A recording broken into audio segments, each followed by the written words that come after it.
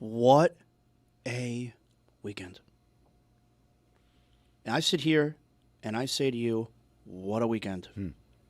I dare you to come up with a better weekend in recent memory. My God. Local or national? Local. Local. Big weekend. What a weekend. Panthers, they got it going again. Incredible 6-7 win. You know about that 6-7 win on 6-7 day? All too well. Come on. Inter Miami. They win the college football. They win they the won that MLS too. Cup. They did the win that. Canes, they're in the college football playoffs. Cyclones, and Dan decides to go to New York. Football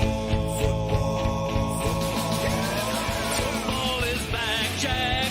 Oh my, we've waited for so long. We're so damn excited that we put it in a song. Don't need no check downs. Give me big hits and quarterbacks. Keep your fantasy team from falling off the track. Football is back, Jack. Whether on the ground or through the air. When the chips are down and you throw a prayer. When your team is primed and on the hunt. It's 4th and 10, you refuse to punt.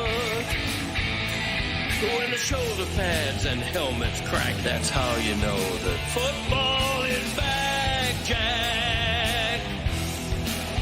Let me hear you say football is back, Jack. This high is wild and out of control. And we're gonna ride it every week till we reach the Super Bowl. Don't need no check downs. Give me big hits and quarterbacks. If you say this game's the best, I'll say it's a gag. Football is back, Jack. Football is back, Jack.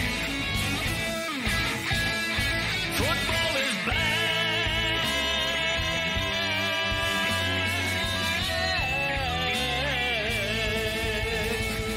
Football is back, Jack. Look at us in Miami. Look at us in New York. Both spaceships up together. And I legitimately, Pablo, do not know where and how to start the local hour today because I've got Inter Miami winning a championship on one hand, and I've got Notre Dame screaming at the sky on the other hand. It's not even about Miami making the playoffs as much as it is about Notre Dame whimpering, rightly whimpering. And I genuinely feel bad for them, and I didn't think there was a circumstance under which I could feel bad for Notre Dame. You're also wearing like 3 layers of clothing right now. It's unbelievably cold here. I hate it. How is it back in Miami? How is everybody back in Miami? I want to feel Miami out here, the warmth of Miami. I want to feel it up here in New York. Let me feel it. Oh, my God. What a weekend. What a weekend. Let's go. Of all the dramatic things, the Miami Hurricanes. That's what I'm talking about, Dan. We're not going to talk about the Kings game. No, we'll leave that alone. I was stunned that Zaslow started with the Panthers game, a 7-6 win. Oh, you know about that Miami winning the 6-7? Come on championship. now, Dan. Come on. 6-7. I am having let's start with Inter Miami for a second here before we get to what everybody wants listening to this, which is the college football Miami Notre Dame stuff. But this is Lionel Messi's 43rd title, and I'm legitimately having a difficult time finding out where to put it on his resume. And I'm also having a bit of a hard time trying to figure out how to put it on Miami history's sports resume, because you've got the local teams. The Dolphins have won a couple of times. The basketball team has won 3 times. The baseball team has won twice. The Panthers have won twice. And then the University of Miami football team is the one with the most championships. And this feels to me like it's a good deal larger than the University of Miami baseball team winning a championship. The basketball team obviously hasn't won anything, but I don't know where to put it in the pantheon. So, Pablo, tell me here, like nationally, no one cares about MLS, right? I would say that I really didn't think about it until I saw Mike Ryan doing the robot in Miami, and I was like, I wonder if any part of that robot is because of this team. Mike Ryan went to the game. It's a huge moment for soccer fans in Fort Lauderdale during the December month. Yeah. Before the show, we were kind of bouncing around like, where does this rank on the list of career achievements for Lionel Messi? He has 43 titles. Okay, when you say you got 43 titles, like, what does that mean, 43 He's won titles? 43 trophies. Like, Michael Jordan's got 6 titles. So- Messi's got 43? I think we've slotted it just behind a gold medal, an Olympic gold medal, just ahead of the Leagues Cup. Remember, this is not the first trophy that Inter Miami have won with Messi on the roster. So I think 31 sounds good. We have ranked it 31st on Messi's career achievements. Okay, let me direct Mike instead of Pablo then for the editorial judgment on where it is we should start the local hour today, given your Homer biases, given the fact that you helped fly a plane in Texas over where the committee was to remind them that head-to-head mattered. I legitimately think, Pablo, that Mike Ryan and people of his voice actually helped change this because the committee was forced long before they had to do it to put Notre Dame and Miami side to side. And I believe arguing actually got Miami into the playoff. I think it's never been clearer, and it's never been sadder that Mike Ryan is an actual bona fide power broker. He is actively changing the conversation. He is throwing dark money, which maybe is, Dan, your money, but maybe also just Mike's money. I don't know. He didn't even Who's tell funding Mike Ryan? No, I said to Mike Ryan, look, Mike Ryan had a dark weekend, okay? Mike Ryan was confident publicly. dark money weekend. He was confident publicly, but privately, the morning all of this was happening, he was dying inside because he's like, what do you think's going to happen if there are 2 spots for 3 teams? It's Alabama, Notre Dame, and Miami. He had all of the persecution complex. But one of the things he did, he pooled money to fly a plane over where it is, was it Grapevine, Texas, where the committee was meeting? And That's also, a real place.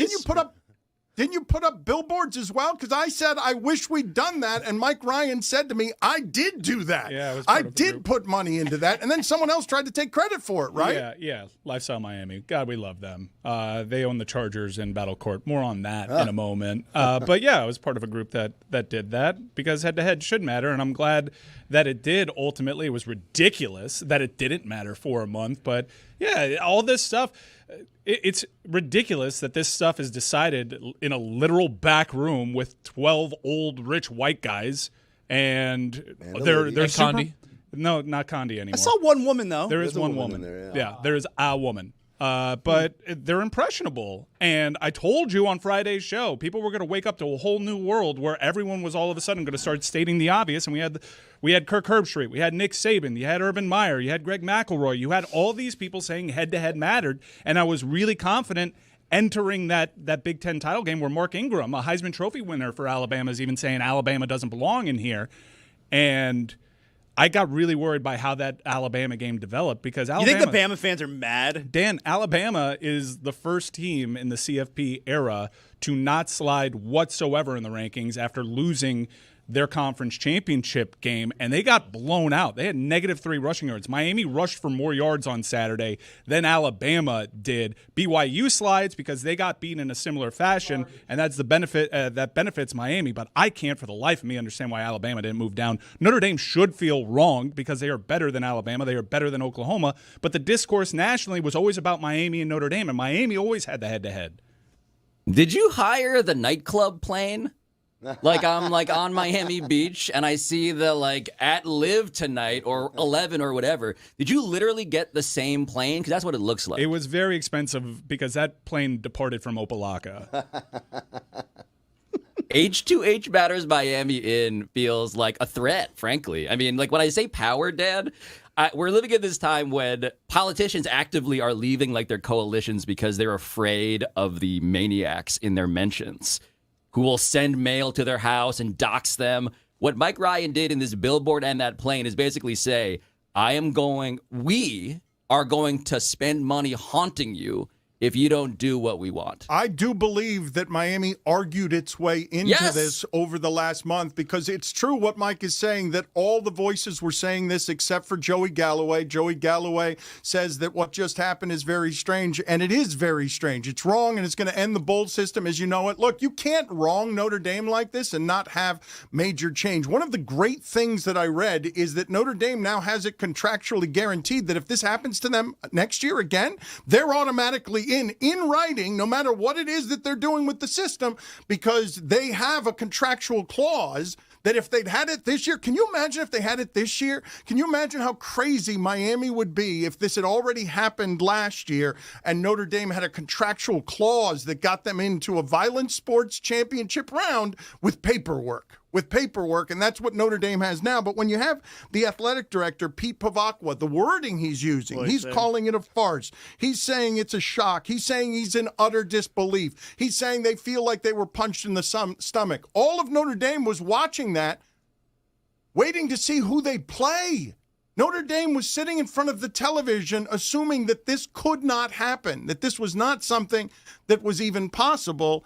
And I legitimately feel bad for them because they're right. The system is wrong and Notre Dame is right. Notre Dame is better than Oklahoma. Notre Dame is better than Alabama. Notre Dame is better than James Madison. What Notre Dame is not better than is Duke. I am serious when I say, if you told me before the year, here's a riddle. Manny Diaz is going to win an ACC championship before Mario Cristobal does, but Mario Cristobal is going to play for the actual championship that year while Manny Diaz doesn't. I wouldn't have known how to explain it to you. Like, I would not, having seen it happen, I would not have been able to answer the riddle, how does Manny Diaz go 7-5, win the ACC, but Mario Cristobal is the one who gets to play for the championship against Texas A&M. By the way, it probably goes without saying, that is by far Miami's toughest game this year. Texas A&M is their next game is their most difficult game. I'm just glad I get to see them play another one. But Notre Dame's yanking its bowl. You see what Notre Dame did? Notre Dame took away the money from the television networks, like took its ball and went home and said, we're not playing in a bowl game. Yeah. This is going to end the bowl system.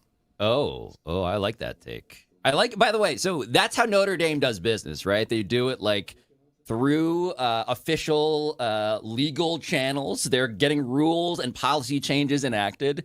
And Miami does this. They do whatever Mike Ryan's super PAC is doing. And the whole notion, by the way, of like the expansion of the playoff field, something that I just laugh about nationally is when this was announced, it was like, there's not going to be any of the drama because 12 teams is so many, because, of course, like, who cares about numbers 10, 11, and 12? And here we are arguing, spending dark money because that's now not enough. 12 is not enough. We can expand this field, as it happens in March Madness, to 64 and still be mad about the 66th team. That is actively the magic of what the college sports system is, which is, by the way, yes, a giant bank that the people who put the most money in Notre Dame are now not understanding. I thought you wanted our money, and now you're not going to get our money. You're going to get Mike Ryan's money. Congratulations. Amin, what do you have here? I got a question for Mike. The sign said H2H matters, Miami in. Were they charging you by the character? Great question. It seems pretty obvious, yeah.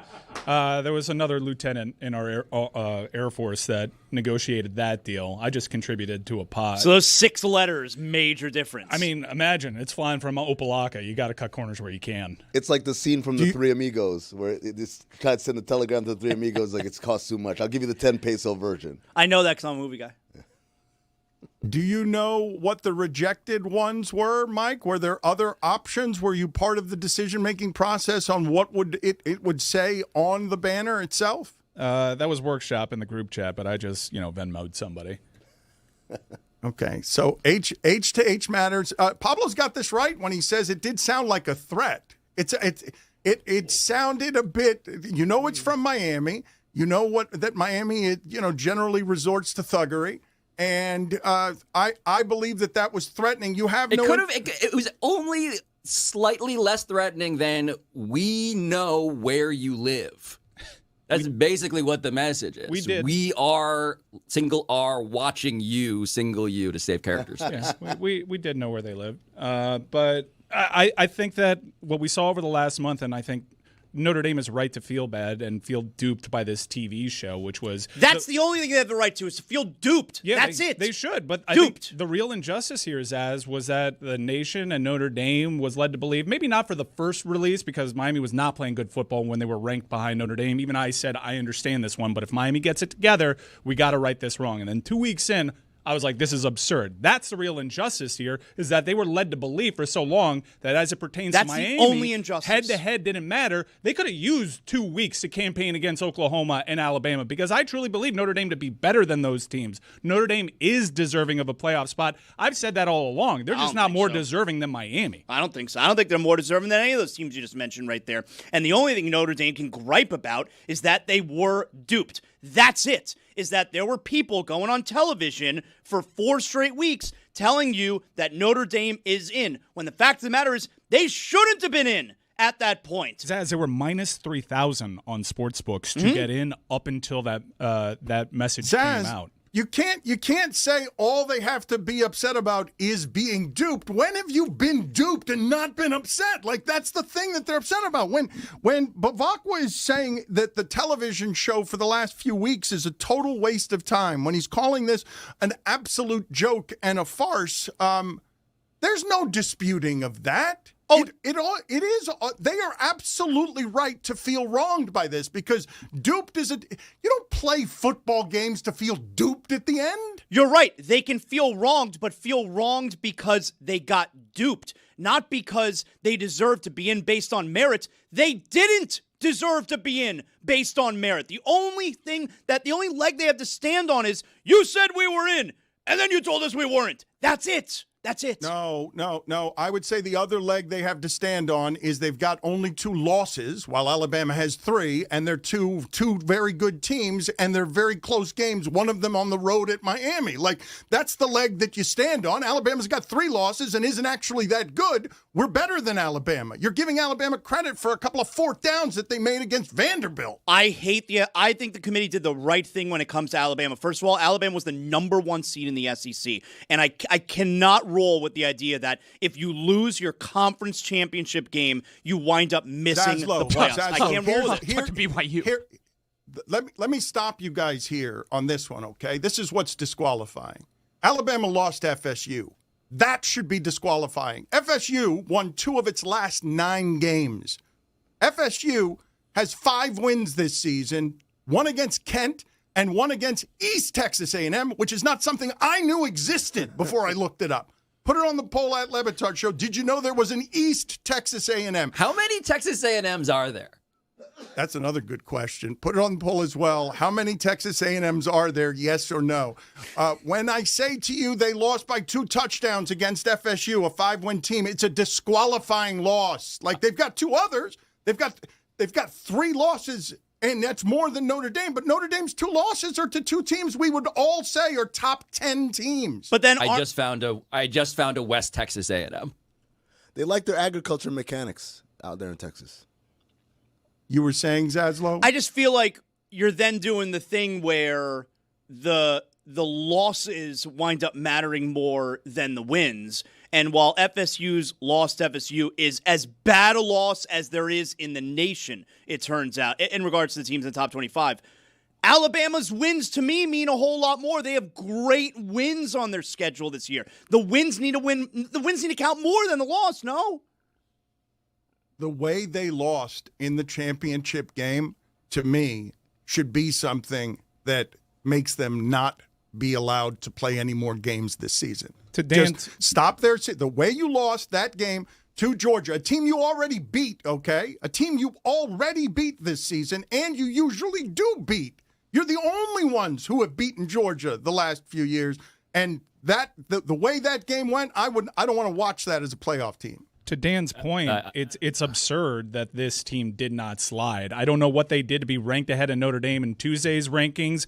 Yurachek was saying that they over 5-7 Auburn, they went for a couple 4th downs, and the committee was really impressed by that. You have 0 precedent for a team losing, especially that badly in their conference title game, and not moving. They were slotted. They were telling us at the committee the big debate wasn't Miami Notre Dame all season long. It was Alabama Notre Dame. I don't know, even though Notre Dame is idle, I don't know how Alabama doesn't fall a spot. And then maybe Miami Well, doesn't. it's because even get falling in. a spot means they don't get into the playoff. My That's why. my whole concern was that they were just going to use Alabama as this BS buffer team because they introduced this season the notion of direct side-by-side comparison as to where head-to-head only matters. Although that's not what they were telling us for the last month, right? No, it was absurd. I understand why Notre Dame fans are pissed. To their credit, no one's really saying Notre Dame should get in over Miami. Even Shane Gillis was like, I was kind of privately hoping that they would just screw Miami and we'd get in. They knew they didn't have a winning hand there. It just sucks that they didn't have the ample time to mobilize and campaign against the likes of Alabama and Oklahoma, Pablo. So the key part of any debate, if you actually want to resolve the debate with an agreed upon winner, is to define the terms of the debate. And the committee just never actually consistently defines them, which is why on the back end you can have endless and understandable feeling of dupedness. Everybody feels on some level like they got scammed. Even people who got in are like, wait a minute, why are we matched up? Why are we doing 2 rematches, by the way, of regular season games that we've already seen? The thing that I'm curious about when it comes to how Miami feels, though, is do you guys want the system to change? What would you actually do differently? Because politically and economically, the reason I laugh about the planes and all of Mike Ryan's dark money is because there is no actual pressure for any reform. The games are going to be incredible, and self-evidently, right? College football, the number 2 most popular sport in the country. But when Notre Dame says this in this voice, there is now pressure for reform. This will cause that pressure. Well, but that's an open question to me because they are alone and they are historically singular when it comes to having individually measured economic pressure because they're not in a conference. But other than that, everyone's going to watch the games. And from a big picture perspective, are people gonna actually agitate for revolt? Is that it just feels like this exercise that happens not by design, because that's giving them too much credit, but it just happens because, of course, it's going to happen this way. And so does Miami want anything to change next year? Is there actual, suggestion on how to make the system different? The system remains stupid. Notre Dame is being so petty about its reaction to this that they're denying themselves $4 million, and they're denying their players another game that they may have wanted. There are seniors there who might have thought that they did not play their last game and now do not get the bowl experience, and they're doing that strictly to punish the television networks, the partners, and to allow their dismay to be shown. To be measured. Yes, to be measured. $4 million is not a small amount of money for Notre Dame. I mean, maybe it is for Notre Dame. It's not a small amount of money to give up on a principle. But lest you think that Mike Ryan is sane, okay, because you talk about his dark money funding of propaganda that did indeed argue Miami into the final games, this is the text I got at the beginning of that morning. I don't see any light. 2 spots, 3 programs. Guess which one they're going to bleep? December 7th, a date which will live in infamy. That is the last text I received from Mike Ryan. Mike, take me through your darkness and how it is you're crawling around nude on your bathroom floor and then collapsed in the fetal position around the toilet before the committee saved you. Saturday was going according to plan, and the one thing that I couldn't account for was Alabama being defeated that soundly for Miami to have more rushing yards than Alabama on Saturday. I didn't account for that, and then I started getting really worried because the committee had already established if you lose your conference title game, there's always going to be some sort of punitive measure, and this is the first time that they decided no in what was probably the most lopsided example in conference title history. Yeah, there's a persecution complex, but I think it's deserved when it comes to Miami fans. They had normalized the most ridiculous thing for a month. I do want to give credit to the Notre Dame fans because they kind of know that they didn't really have a hand there when it came to Miami, and I understand why they're pulling the rug out from anybody that was excited to watch a Pop-Tart Bowl and say Notre Dame's not going to compete in this. I didn't want to compete in that joke of a bowl game where they make you a punchline, but I do also... I went last year. That game's fun. How dare you? I think for Notre Dame specifically, that decision, there's probably more to it than just hurt feelings. I think a lot of players are going to opt out because it's not important. And if you look at the schools that have opted out of bowl games, you have Kansas State and Iowa State, teams that have changed at the head coaching position. And I happen to know like that is a possibility here with Marcus Freeman. What? Yeah. What? He happens to know? Happen to know? Great Scott, he happens to know. He happens to know. Gather everyone. Get the children. He happens to know. So wise. Watch out for the New York Giants here. I think now that Marcus Freeman's season is over early, he generated a lot of interest last year, but Notre Dame kept pushing on and had a shot at a national title. Now that they are not in this college football playoff picture, his name, as Adam Schefter already alluded to, is going to be the hottest in New York circles. There's some Notre Dame ties there with the New York Giants, and I don't think we can discount that as looming over this entire opting out of the bowl game thing. How does that wind up looking, Mike, if Marcus Freeman, if you're right, he does wind up taking the Giants job, but they opted out of playing a bowl game, and now he's available to go talk to, like, that winds up looking kind of shady, though, I think there's going to be a lot of evidence that you can piece together if Marcus Freeman does move on. I know he loves Notre Dame. He's not just going to leave for any job. He's not just going to leave for any NFL job. And he probably wouldn't entertain it if they were positioned for a deep run in the college football playoff. But my man was in New York last week. And while I haven't been able to confirm this through multiple sources, I have it on good authority that there have been conversations from the New York Giants to Marcus Freeman surrounding that head coaching job, and it wouldn't surprise me that the specter of him leaving is also one of the deciding factors here than just we got screwed and we got left out, so we're taking our ball and going home. You know about that specter? I'm getting to it.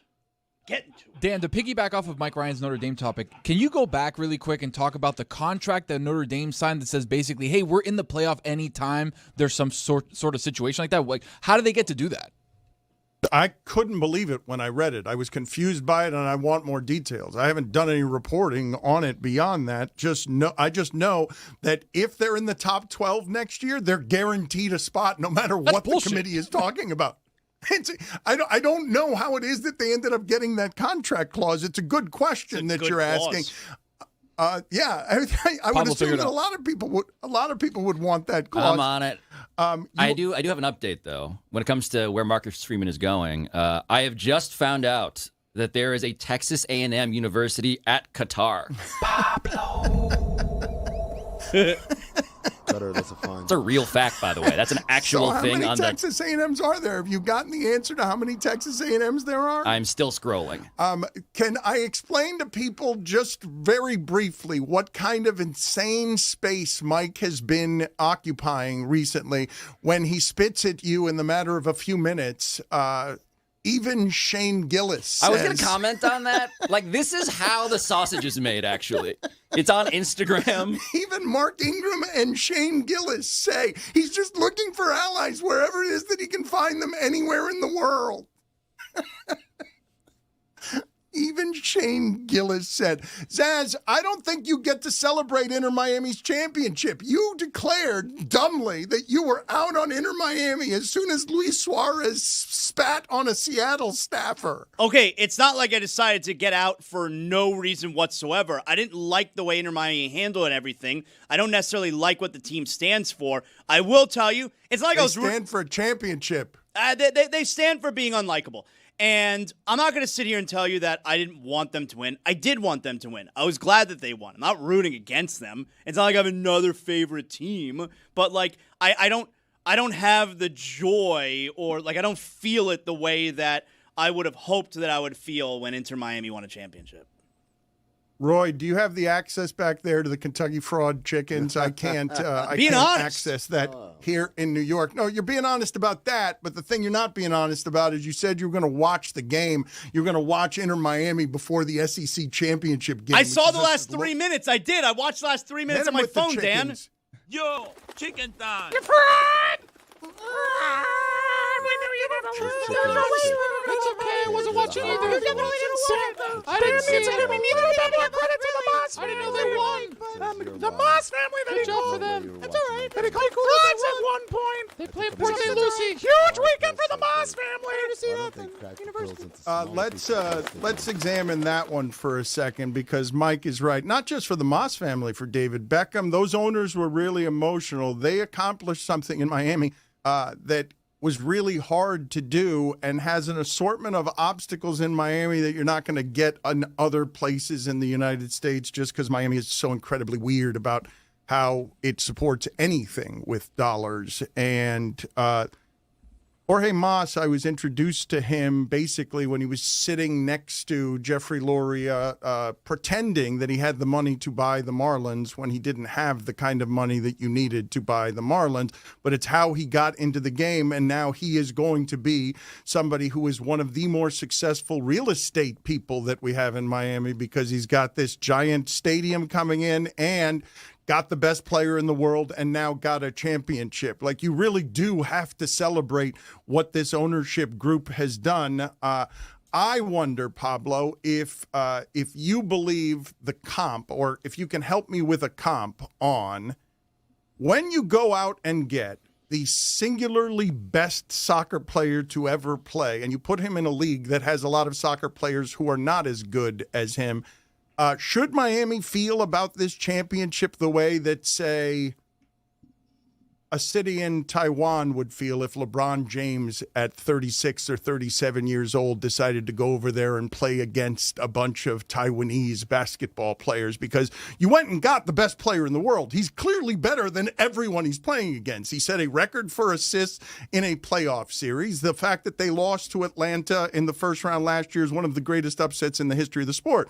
But what would be a comp on what Miami did in just getting the greatest ringer you can possibly get, and then ho-hum winning the championship, because that's what you're supposed to do when you get the greatest ringer you can ever get? Yeah, I don't think the championship is the standard. I thought this entire deal, even based on how the contract, as you guys had reported, I think before anybody, was structured, was this is going to be a thing tied to viewership.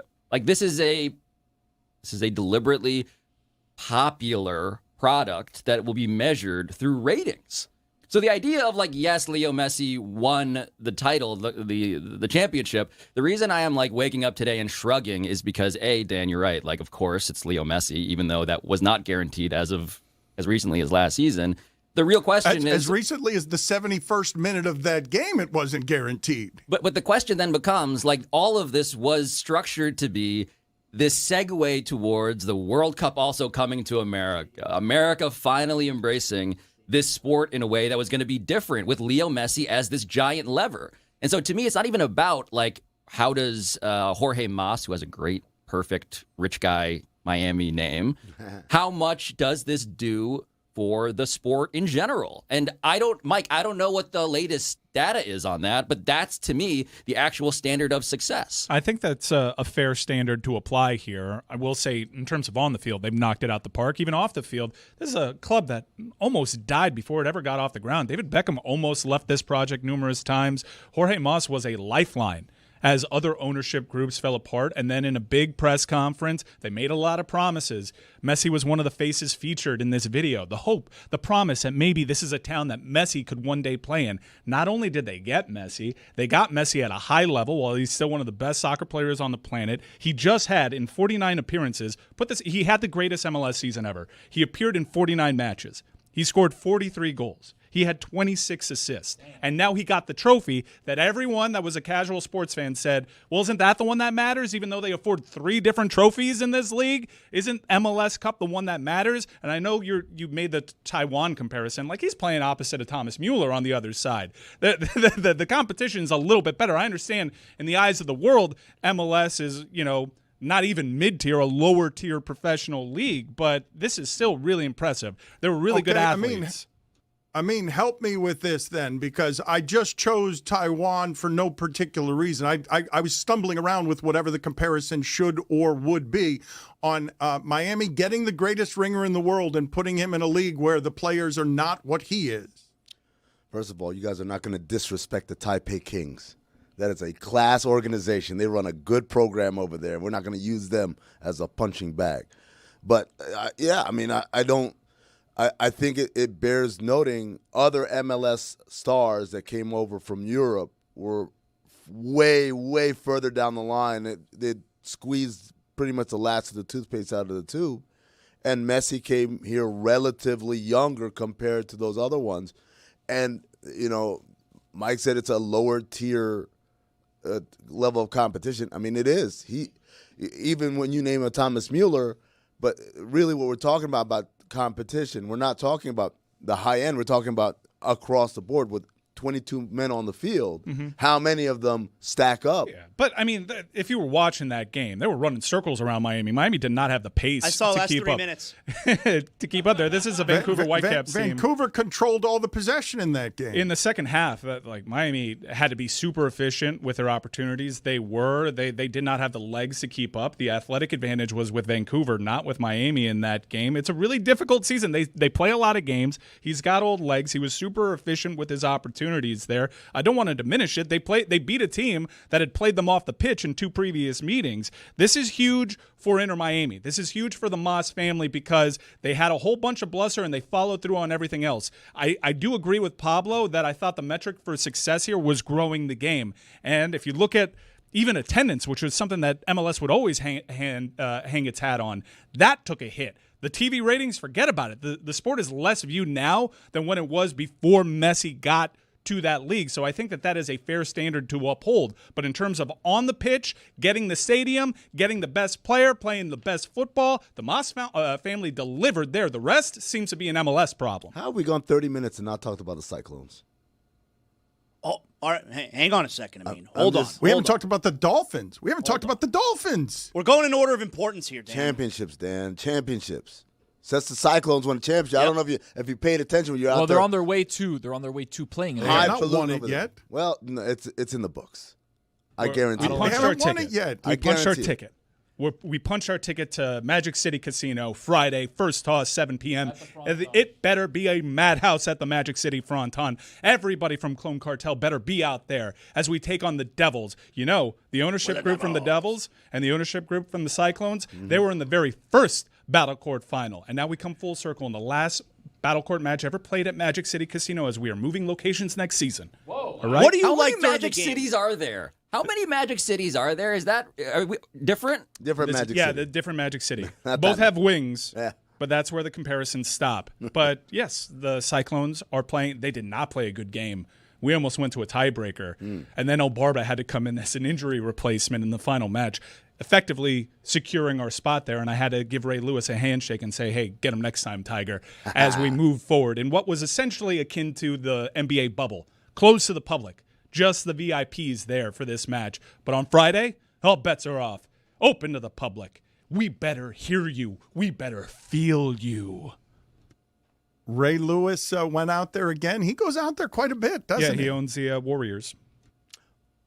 But I'm surprised how often he's out there because he's nasty when the competition starts. Like he's not fooling around. I don't think he liked us clapping, and we kind of looked at each other, said, "Now that Barba's in there, let's just keep it cool," because Ray has a history. Zaslow, how did you feel about watching Tua on Sunday? Unwatchable, Dan. What? I can't. I can't believe how low IQ a player he's become. He's brutal to watch.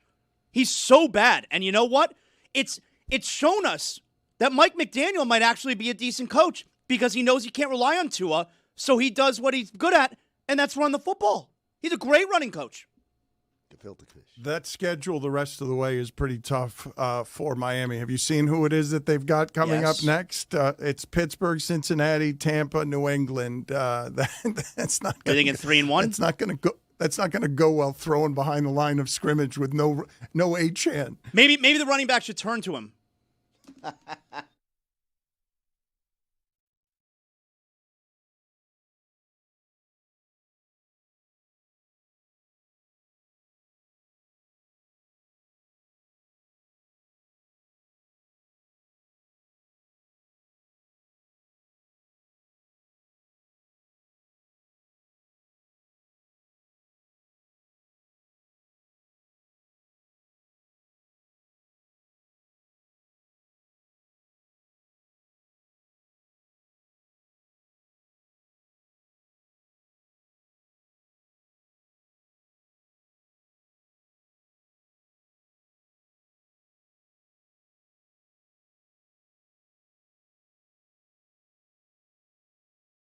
Some Shakespeare is All right. done by the Dan Le Batard Show with Stugotz. We've stolen the exclamation point officially from Get Up. It's put after the word show.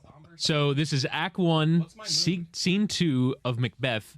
The stage instructions are: a camp near Fours. Alarum within, enter Duncan, Malcolm, Donalbain, Lennox with attendants, meeting a bleeding sergeant. I don't even know what that means.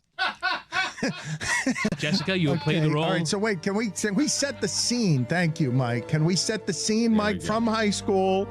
Can you give Chris Cody his motivation on, because he didn't even understand what Whittingham. Am I happy? Like what? Am I Sergeant is distressed? bleeding. What, Okay. in what You're condition does the distressed?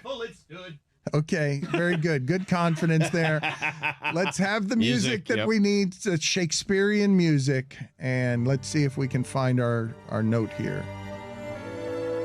What bloody man is that? He can report, as seemeth by his plight of the revolt, the new estate. This is the sergeant, who like a good and hardy soldier fought gainst my captivity. Hail, brave friend! Say to the king the knowledge of the broil, as thou didst leave it.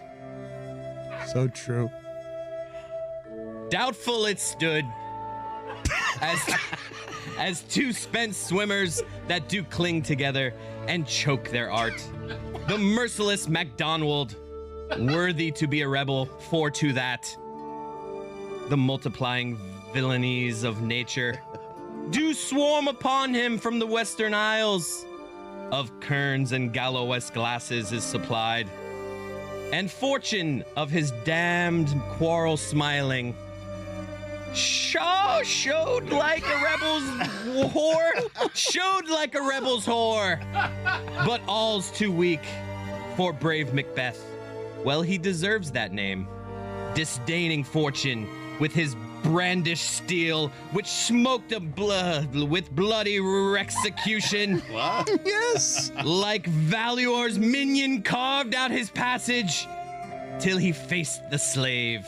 I feel your distress. I really do. Which ne'er shook hands nor bade farewell to him till he uniseamed him from the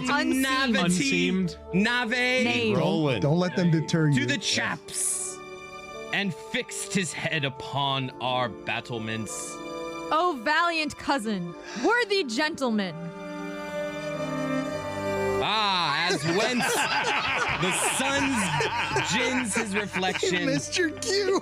Shipwrecking storms and direful thunders break. So from that spring whence comfort seemed to come. Wait a minute. There wasn't a question mark there. Discomfort swells. Mark, King of Scotland, Mark, no sooner justice had with valor armed. Oh, you think you're done? Humbled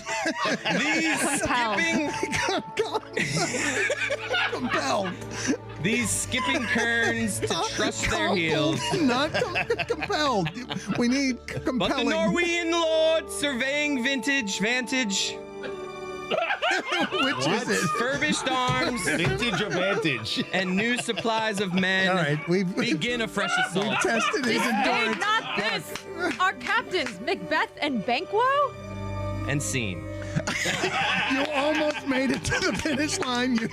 You started leaking confidence. It was not unlike the race outside in Freedom. You were very confident for a moment, and then you fell at the finish line. But showed his long track. Excellent, Chris. Excellent. Vintage, vantage. Long white crap. Coupled, compelled. Ah. Billy Does Barbados Carnival. So welcome back, Billy, and I don't know where this particular tension is going to end up. Welcome back. And I also want to get to Mike Ryan. He does not agree with you on Hard Knocks, Chris. He doesn't.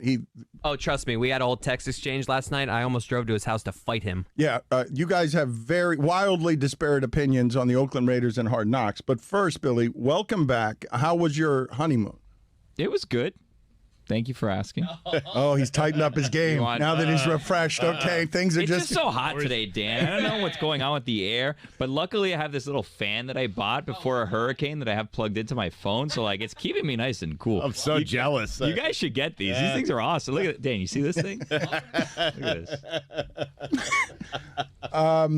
Can you please tell me about all the awkward things that happened to you? Did anything weird happen to you in Barbados? Like what kind of, just give me some awkward Billy on his honeymoon stuff.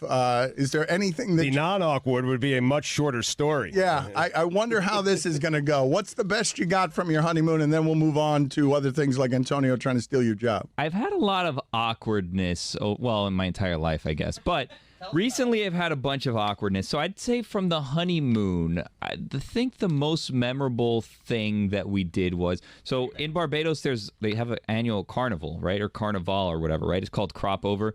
And it's at the end, well, it's actually called Kadooment, but that's a different story. All right, go sit outside for a second. We'll get back to it. Whoa! Antonio, just go sit in his chair. We'll get back to it. I'm back, baby. I want to hear the whole story. I just don't understand why you can't even get the name right of Carnival. And like, It's Crop Over. That's fine. Why is it called a honeymoon? It's a good question.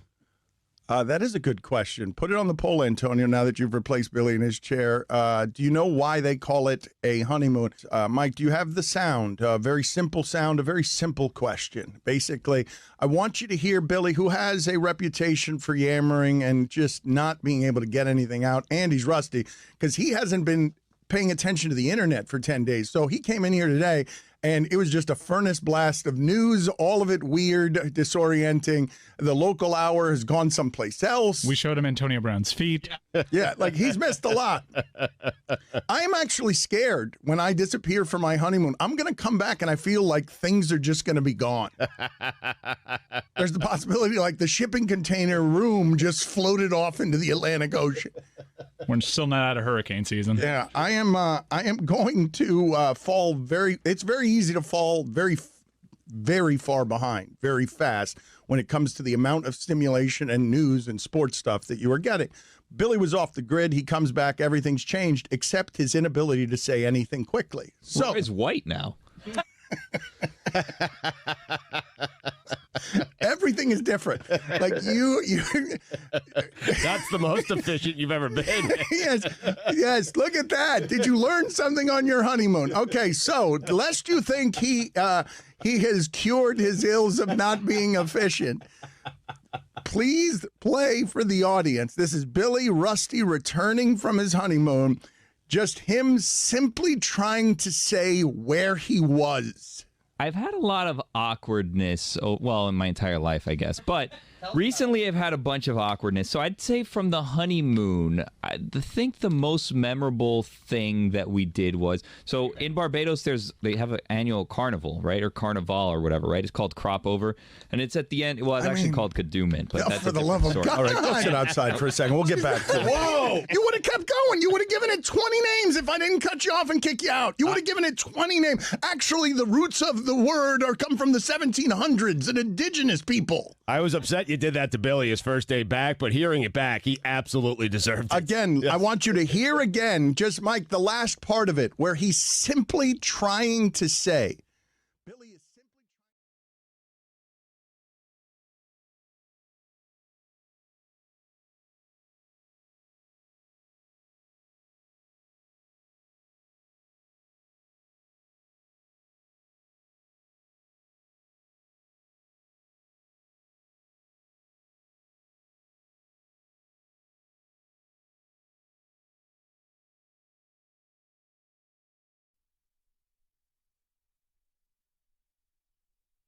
I descend from exiles who lived on an island. I cannot tell you how much I hate the cold, but I am made to feel warmer by my New York friends arriving in mass to support what it is that we're doing around here.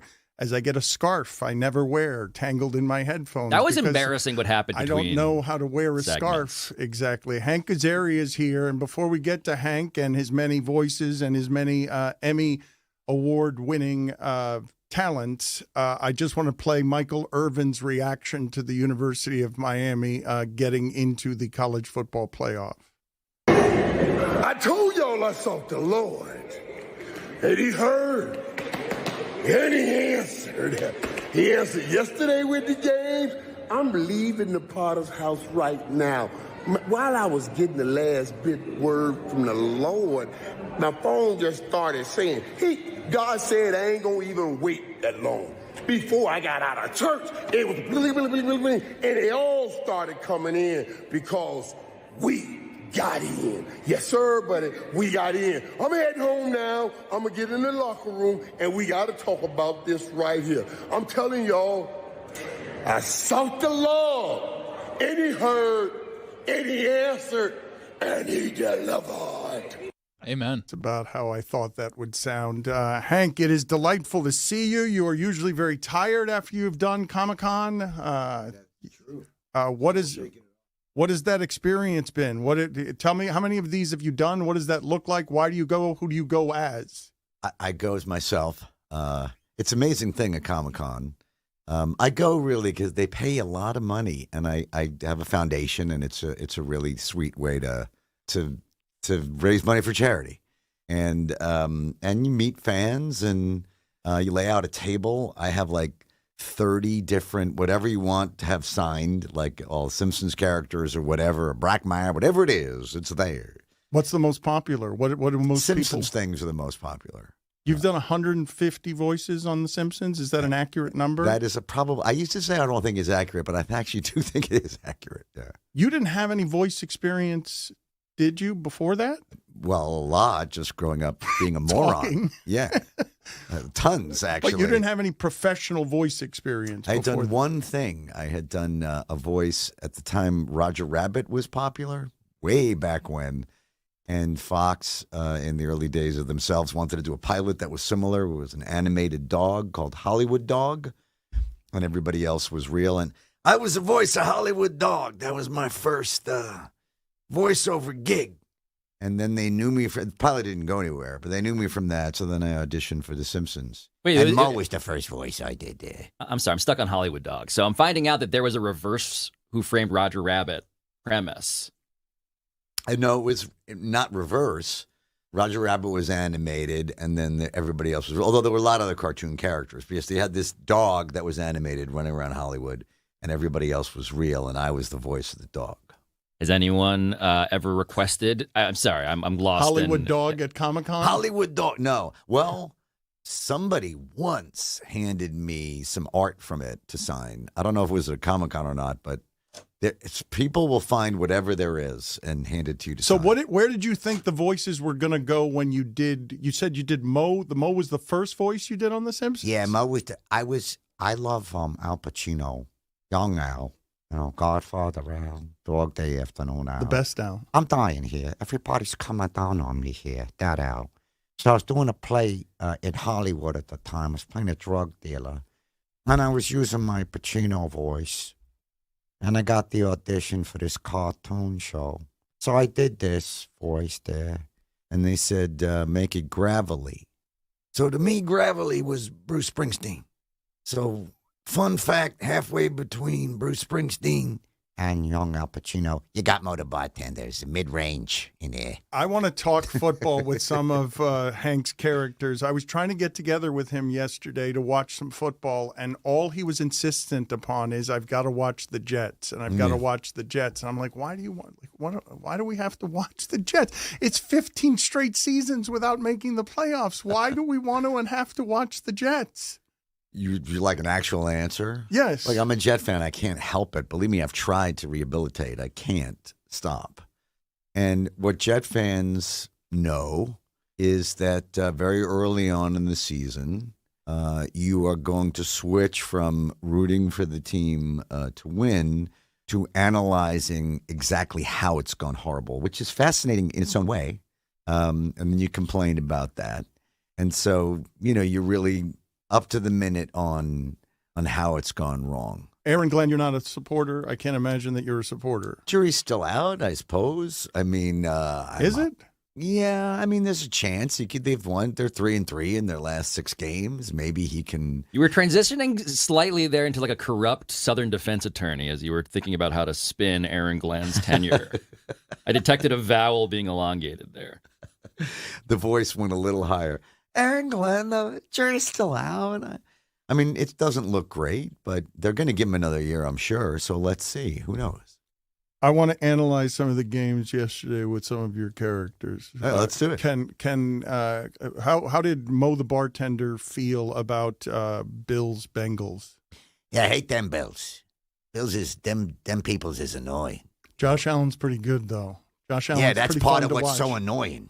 He's like Superman running around, and if he doesn't throw it, he runs it. Then he flew one time. Did you see him fly? He flew once. They were down 14-3, and twice he converted 4th and 4s on plays that were just pulled right out of his ass. Impossibly annoying, and the fact that he was drafted. I don't know. He wasn't that year when it was all drafted, and now you get this guy. He would just throw it as hard as he could every time. He couldn't hit, as we used to say, the side of a barn.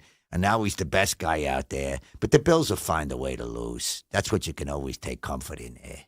That's not true. They won yesterday, though. Ultimately, they'll find a way to ultimately, lose. okay. Yeah, in the end. What does Chief Wiggum have any thoughts on Jacksonville beating up the Colts and Daniel Jones leaving with an injury to the leg that wasn't fractured? The femur that wasn't, to the Achilles that wasn't attached to the femur that's fractured? Yeah, well, I have a lot of sympathy for impaired people. I'm technically, ever since I can't fit into the largest size of the police uniform that they make. So I could go on disability if I so chose. From being fat? Yeah, from being, well, we don't say fat, Dan. We say waistline challenged in police ranks. So I have a lot of sympathy for anyone who's, got those kind of challenges. And I don't really care about football per se. But at stadiums, cops get a lot of free food, which is why I go to the games. Concessions are what you're big on. I'm at every game, but I've never actually seen any of the game. I do like the idea, though, of Police Chief Wiggum having to call Daniel Jones's injury over the police walkie-talkie. Well, let's try that. We have a man who seems to have hurt himself, and now it's not me this time. It's a guy. He runs around in very, very tight pants, which I do too, but his are tight for a different reason. And he seems to have hurt his lower, what do you call the lower part, the lower region? There's a right and a left. Yeah, the leg, right, the leg. He seems to have hurt his leg. I think he tore his Achilles, didn't he? Daniel Jones, did he tear his, is that, I don't know. That's Greek mythology. I don't know anything about that. When you came in here, Pablo was talking to you, and this seems impossible to me, that you are now actually a frontman for a band. I don't know how your wife feels about the endeavors that you partake in, because you do so obsessively when you do them. Hank is now performing. I haven't seen it yet. It's incredible. Have you seen it? Like, he performs as Bruce Springsteen in a Bruce Springsteen cover band, and I suspect he sounds a great deal like Bruce Springsteen, because he can mimic voices, but this has now become an undertaking that's been an obsession, correct? It's become unhealthy for you and your family. You put a lot in. There's a lot to respond to in there. Put me on the clock. I need like 8 minutes. To be honest, my wife was sort of traumatized by it at first, which surprised me. I guess she spent a lot of her 20s dating guys in rock bands and didn't have the greatest experiences. And was like, I can't believe you're going to do this now too. And due to Springsteen, I keep hitting the mic. Good Lord. You're an amateur. It's like you've never been around a microphone before. I'm like a kitten with a toy with the mic. I imitate Bruce. I've been talking like Bruce since I was a teenager, since like hero, same as Al Pacino, and they all grew out of hero worship. Bruce was no exception. But singing like Bruce is a whole different thing. That takes actual effort and attention and singing lessons and tremendous amount of, but I really love it. I am obsessed with that. It's like having, it's like a kitten with a toy. Well, where does it rank, though, with career joys? Because at this point, that Simpsons money is pretty good. You don't have to be doing anything. And I want to make this clear. Hank seems insanely rich, and he's doing this clearly just because he has like some side quest check No, but boxes he's that he touring. wants to. Like it's not a it's small thing. immersive. It's not a small thing he's doing late in life. Yeah, no, he has chosen to run a band that tours. To go on stage with the possibility of it not going well. Like you're opting into like a high stakes thing regularly. That was scary at first. I did it at my birthday on a lark, just to have fun. And I've told Pablo all this. It was like a reverse surprise party. I turned 60 and thought it'd be fun to tell my friends who are all Springsteen fans, oh, I got a great cover band coming. Didn't tell them I had been working for months to front it. And it went so well. And we raised some money for charity that night and thought to keep doing it. And then I have gotten obsessed with it. I mean, I love Springsteen to an obsessive level. And it wasn't even on my bingo card like I could do that. And tribute bands are real things. I'm not like impersonating Bruce. I sound like him. I tell stories about myself and Bruce in the idiom of Bruce, the poetry, spoken word of Bruce. And we try to sound as exactly like the E Street Band. But what does You Obsessed look like when I say Kate must be going a little bit crazy with your pouring yourself into projects that aren't your family? Well, I was telling you guys before we hit the air that, she understands, there can't be a lot of groupies, but also not zero groupies. That's not fair. Can't be too much drugs, but not no drugs. No, Bruce doesn't do those things. But there have been certain, like at first, it was no screaming like Bruce in the house before 7 a.m. because where we'd rehearse obsessively. And now I have to run concert dates by her and my chief of staff, Lauren. Everybody has to sign off first before I blunder into, Wichita to do a gig. But is this taking up the majority of your professional time or interests, passions these days? You have a couple of different projects that major media entertainment centers make it very difficult for viewers and listeners to find. Yeah. I only like to do things that are like, you really got to search to find these things. Yeah, it's mostly what I spend time doing, but I don't spend all that much time at. We play like twice a month, and I don't I don't go out on tour for 4 months or something. I might eventually when my son's in college, maybe, but I do spend the most of my time doing that. But Pablo's right. I'm the luckiest man literally luckiest man, maybe not even in show business, maybe in the world. And The Simpsons doesn't end, and so I can just do things like this. What's it like for Bruce Springsteen to open yet another Simpsons residual check? We're in the money. Yeah. Hey, Patty, look at this. Look at the zeros. Look at the zeros. I'm going to draw little smiley faces in them.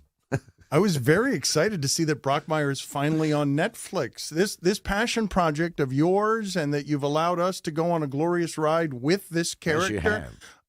This character that was, I think, Pablo, you probably talked to Hank about this on Pablo Torre Finds Out, but the Brockmire project of him falling in love with old-timey baseball radio announcers and then deciding to make one debaucherous and lecherous and addicted to things. Finally, this is going to get an opportunity because it was on Hulu, but for some reason it felt like Hulu didn't have quite the reach that Netflix does now, and this seems like a real cool opportunity for the Brockmire franchise that you birthed out of nothing, really. Oh, it is. And look, never mind Michael Irvin praying for Miami. I don't know who prayed for Brockmire to actually get on Netflix and be seen, but I want to thank him. And no, it was, it's actually interesting and sort of current to today. When we made our Brockmire deal, which we were lucky to make with IFC, which is an AMC company. Not to get too inside baseball here, but we were lucky enough to get a deal.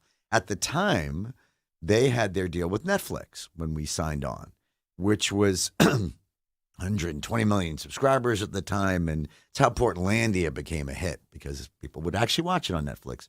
By the time we aired, they had switched their deal to Hulu, and IFC and AMC decided we're gonna we're going to make our last stand as a cable TV channel. We're going to only release it once a week on our IFC channel, which I don't know. Nobody saw it. And I literally went in and begged them weekly, like, please, it's a good show. We might even get some nominations. Can you please let people see it? And we just went down with that cable channel ship. And then ever since then, it's kind of been buried on Hulu. And I didn't even know. My social media lady called me and said, you're getting released on Netflix this week. I'm like, I am? Christmas came early for me. So buried on Hulu, though, like, how does this work? Explain to me. This is something that you did. Brockmire was made guerrilla style in how many weeks? Like each season took how many weeks to make because you had to do it on such a small budget? The first one, we made 8 episodes in like 3 weeks. And then we got That's crazy. It was absolutely insane. I've never worked like that. The first season, I only memorized because we had all 8 written ahead of time because we had to, like financially, we had to have it completely down to a science what locations we were going to be at. There was no margin for error. And I only had memorized like 2/3 of it. And man, did I pay for that I had to spend every waking hour on the weekends memorizing what I didn't know. Then we made sure to write them so that I had them 2-3 months ahead of time. I can't tell you how insane this is in the television world. Nobody does this. So that I could spend 3 months memorizing it like a 120-page play. Like I knew the entire season was in my head so that whatever we shot that day, I was ready with it. And I think by the end, they like took pity on us and we had like 5 weeks to shoot 8 episodes. Because it was the passion project that was, you hadn't done anything quite like that, right? Would there ever been anything close to what all of that was? I had produced a couple of things that I started in a show called Huff on Showtime like 20 years ago. That was a lot of work, but I didn't create that. I didn't, help write that. And I genuinely produced it and starred in it. That was a lot of work too. But this was, I guess I don't really do things halfway. This Bruce thing has sort of it's one of the fun things about it for me is to do something for myself that normally big corporations pay me for.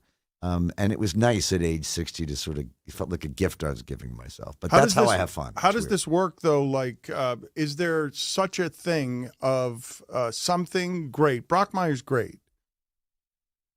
Feeling sort of undiscovered, and then you get on Netflix and it has a rebirth. Like, is there a chance that now what happens with this is that the reach people discover comedy's not being done as well? I know that the studio got all sorts of popularity, but it just seems over the last 10 years, comedy's being done less well everywhere, is being tried less often elsewhere. Brockmire is really funny. Is there the possibility that Netflix allows it to have a rebirth?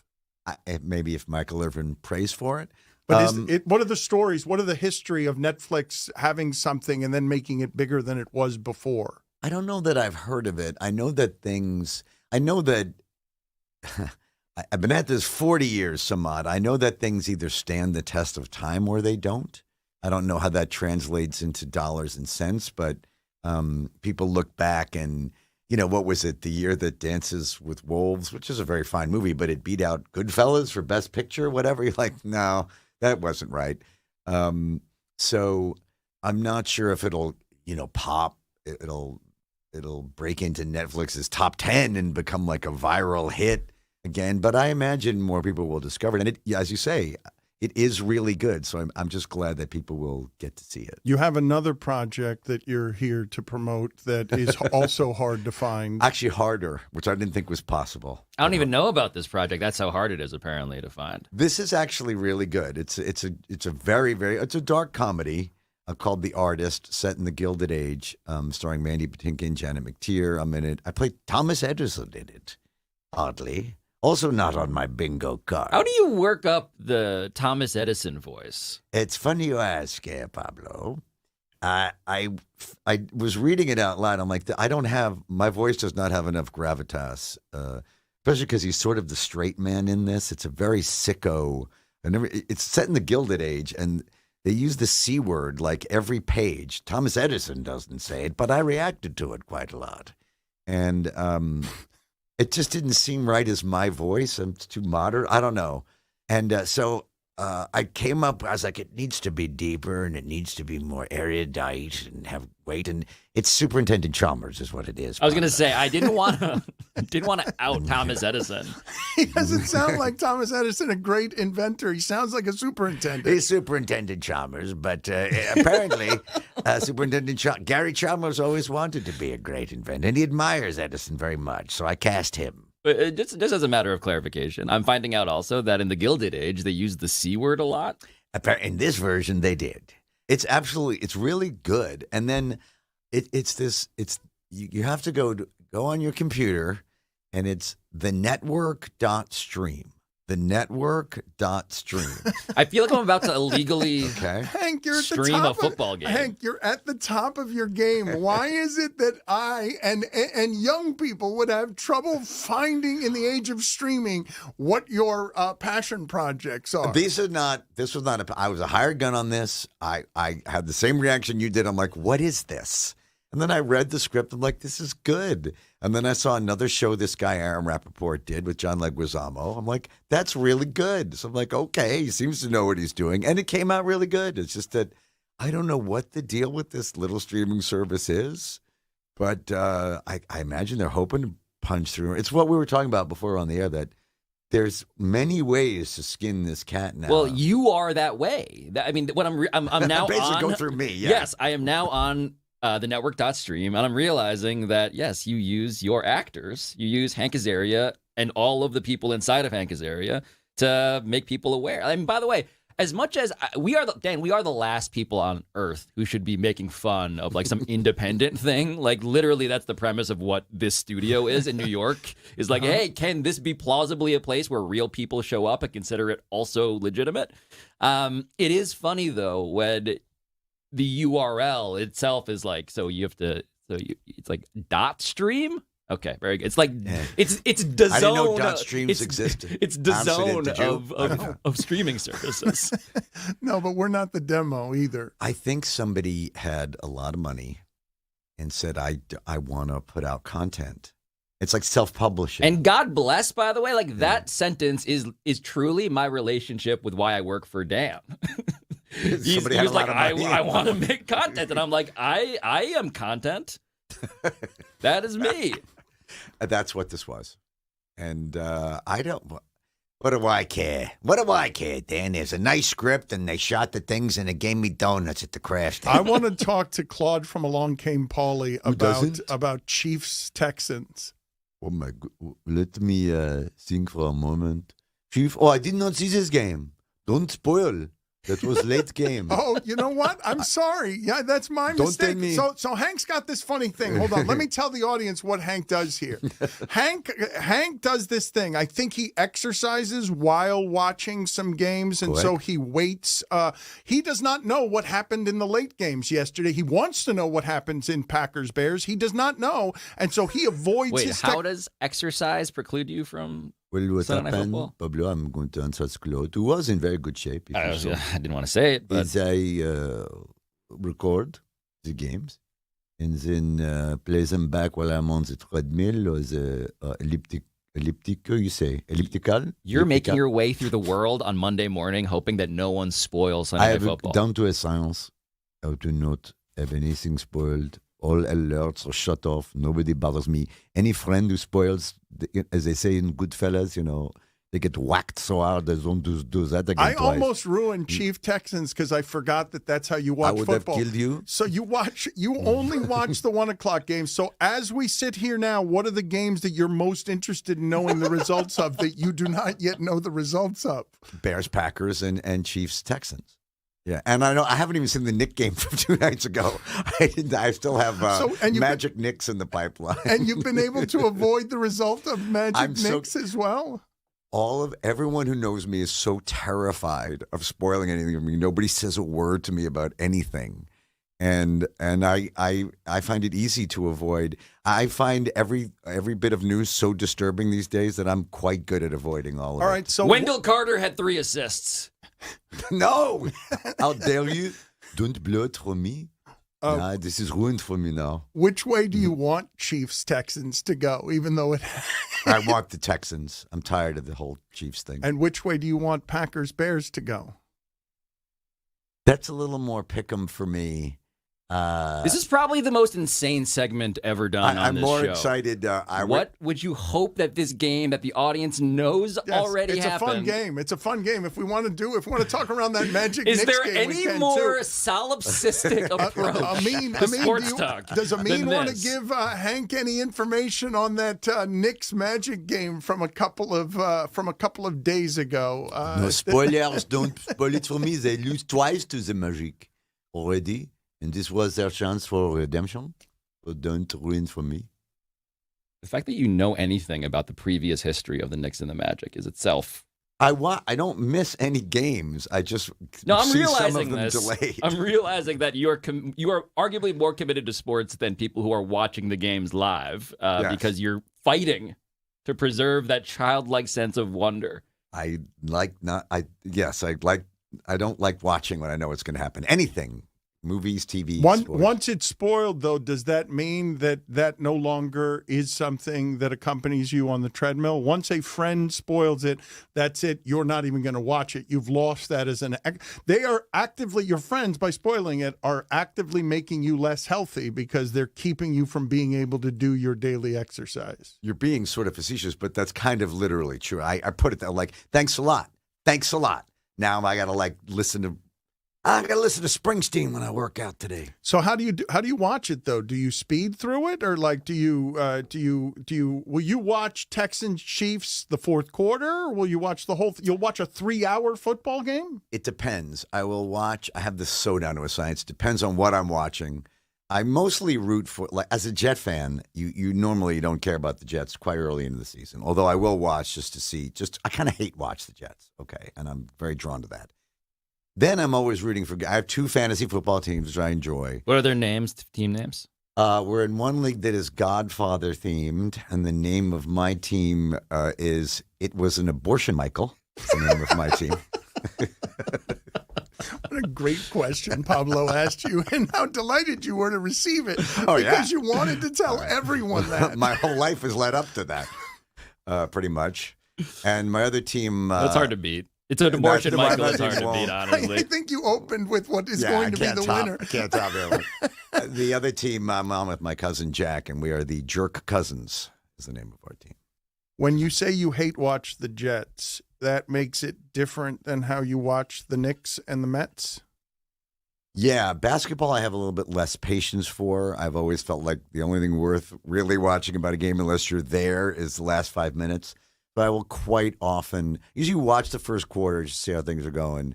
Then I'll kind of speed through the game, and then I'll, if it is a close game, at some point in the fourth quarter, I'll watch it in real time. And of course, blow through the commercials, etc.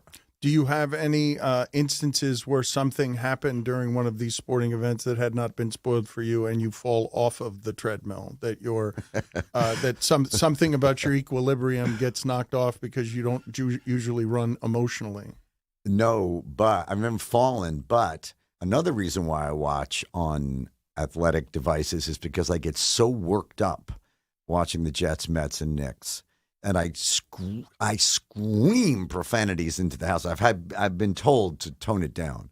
Like, my son has to tell me, my friends are coming over this afternoon, so please take it easy when you watch the Jets. So that happens yesterday too. Jets Dolphins. That happens. You don't care like that. It has to have stakes, right? It's not a lost Jet season. No, I will.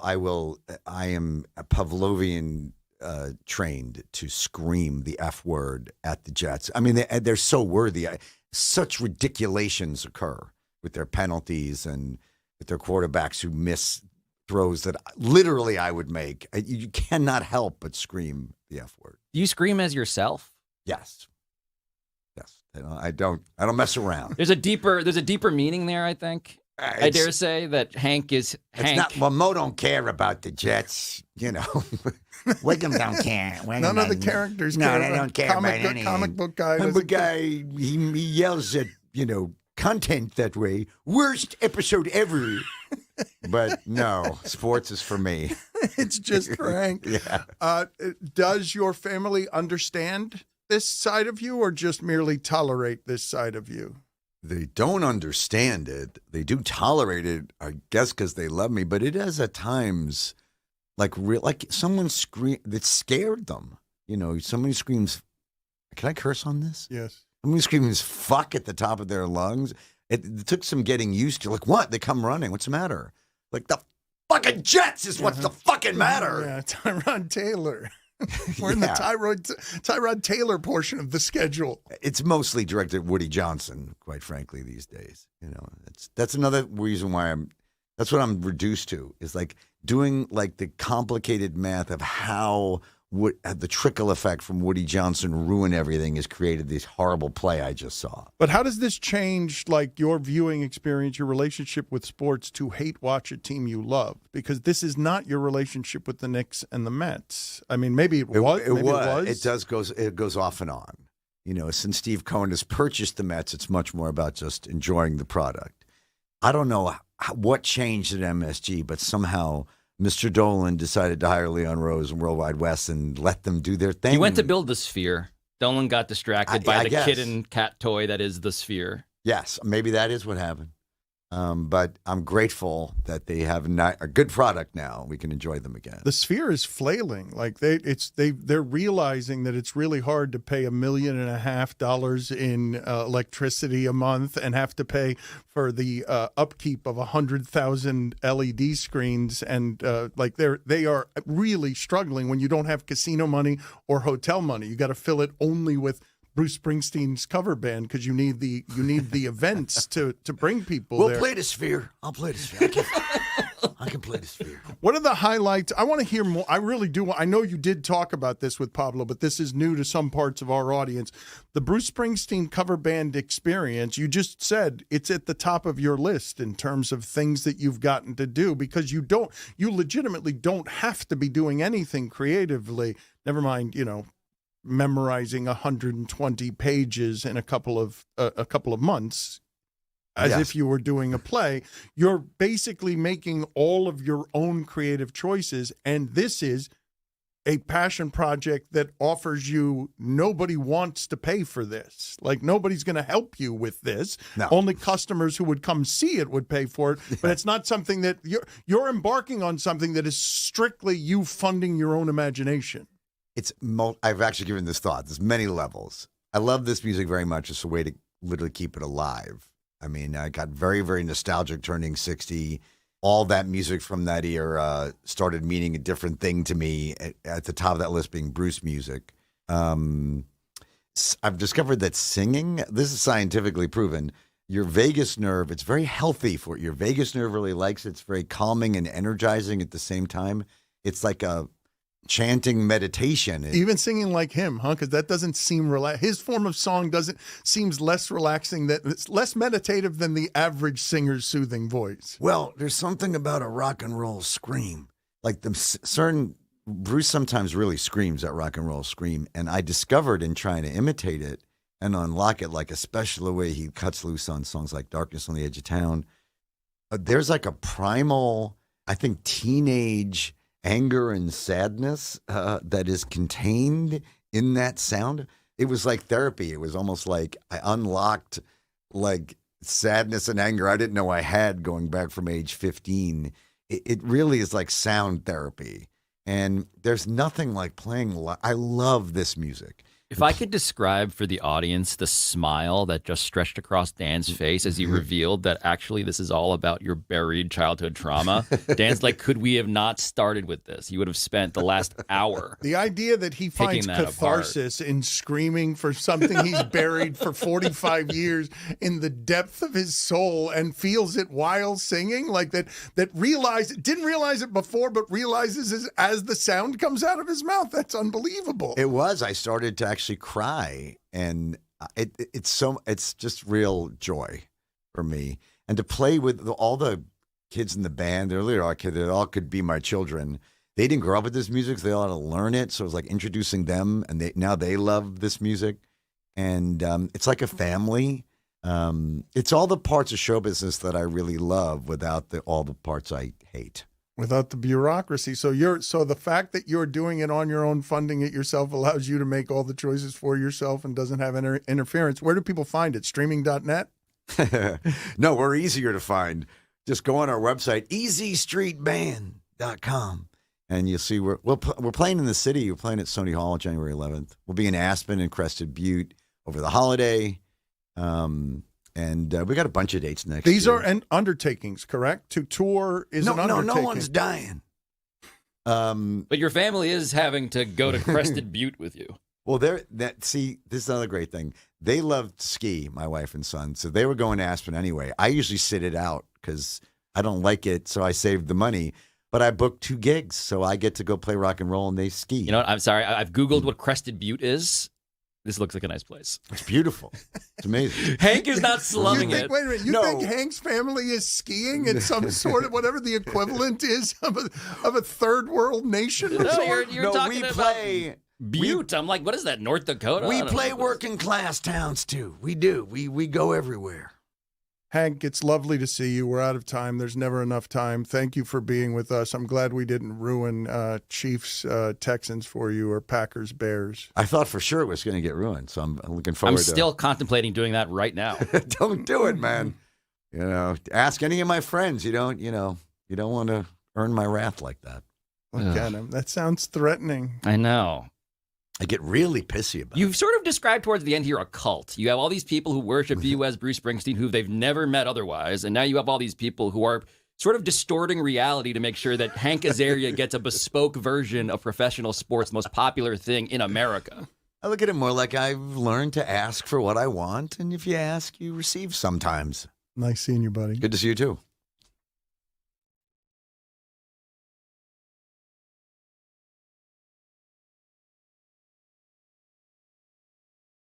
Awkwardness, well, in my entire life, I guess. But recently I've had a bunch of awkwardness. So I'd say from the honeymoon, I think the most memorable thing that we did was, so in Barbados, they have an annual carnival, right? Or carnival or whatever, right? It's called Crop Over.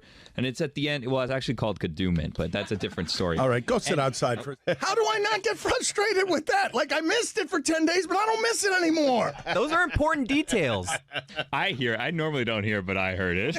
All right, start again then.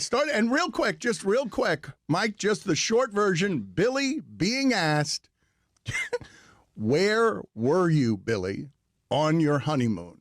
This is a simple question. It gets a simple response in most circumstances, unless you're talking to Billy. So in Barbados, they have an annual carnival, right? Or carnival or whatever, right? It's called Crop Over. And it's at the end, well, it's actually called Kadooment, but that's a different story. All right, Billy, we've established where you are and what it's called, kind of. Now, proceed. All right, so this is how it works. Crop Over is like a couple months long, and Kadooment is like the grand finale, and it's like a carnival type thing, and you guys will see from time to time, every once in a while, Rihanna will go back to Barbados, and she'll be like parading in the streets, and it's like Brazilian carnival, basically. So we wanted to do that, which is not something that at all is something that I would probably ever be in my comfort zone, right? You would think me parading. It's a lack of repressions. It is free, liberated people being themselves. So of course that's the worst place in the world for you to be soaked in fear. Oh, it gets worse. So to participate in this, you have to sign up with what are called bands, and they have a bunch of different bands that you sign up for. So we found a band, and then I get my costume. You have to pay to get costumes. So I'm going through the streets, and I'm shirtless, and I'm in pink shorts and a cowboy hat and all this fake jewelry that they have on, that it's like massive, like this pendant around my chest and like these arm cuffs. So I'm like going through the streets dressed not in all a way that I'd ever be comfortable doing it. And I thought that, you know what, it's like a parade. It'll be like the Three Kings parade that they have in Dade County, and it'll be like a couple blocks, whatever, Thanksgiving Day parade. So when we're in the taxi to get there, I asked the guy, I go, how long is this parade? And he's like, oh, it's 9 to 10 miles. And I'm like, whoa.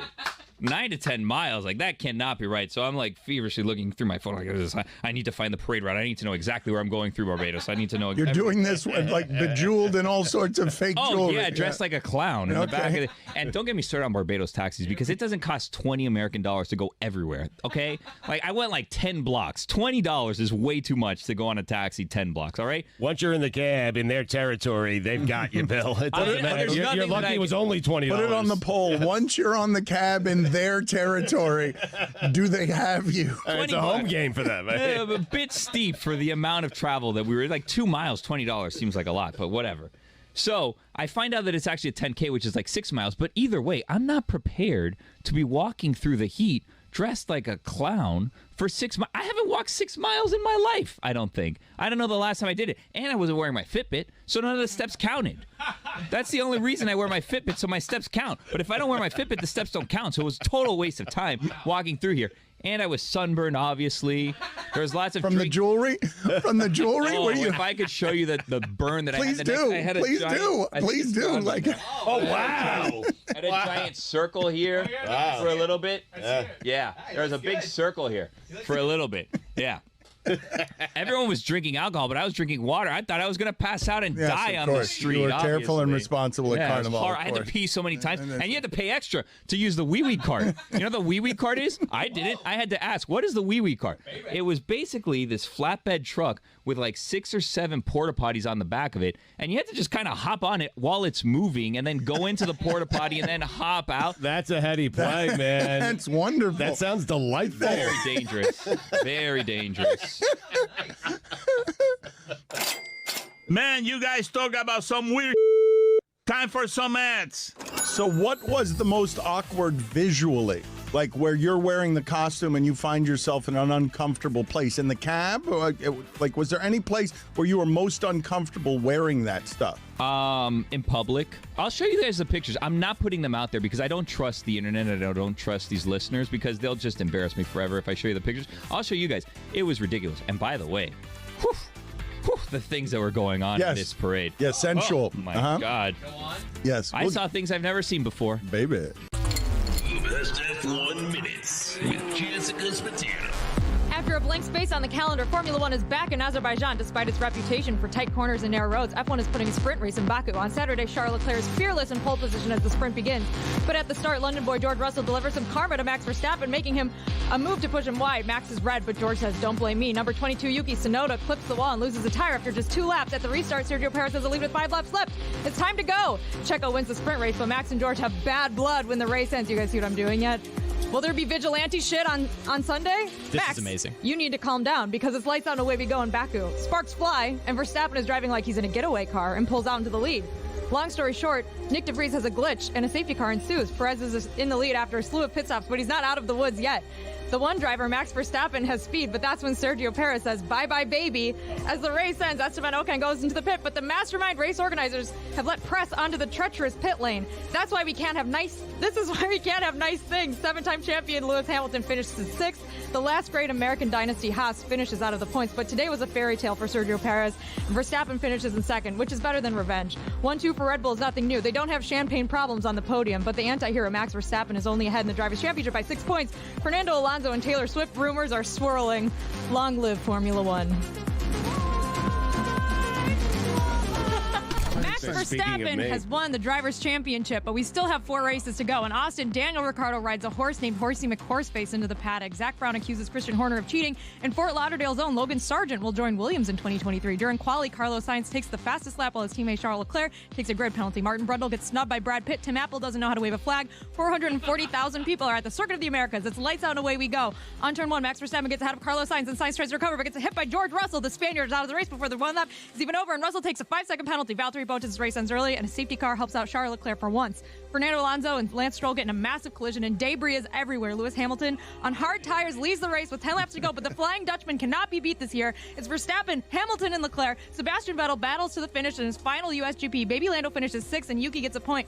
Red Bull wins the Constructors' Championship for the first time in 10 years, a day after their founder's passing. People are crying, there's champagne flowing, fireworks are popping off. Everything is bigger in Texas, Dan, except for F1 drivers.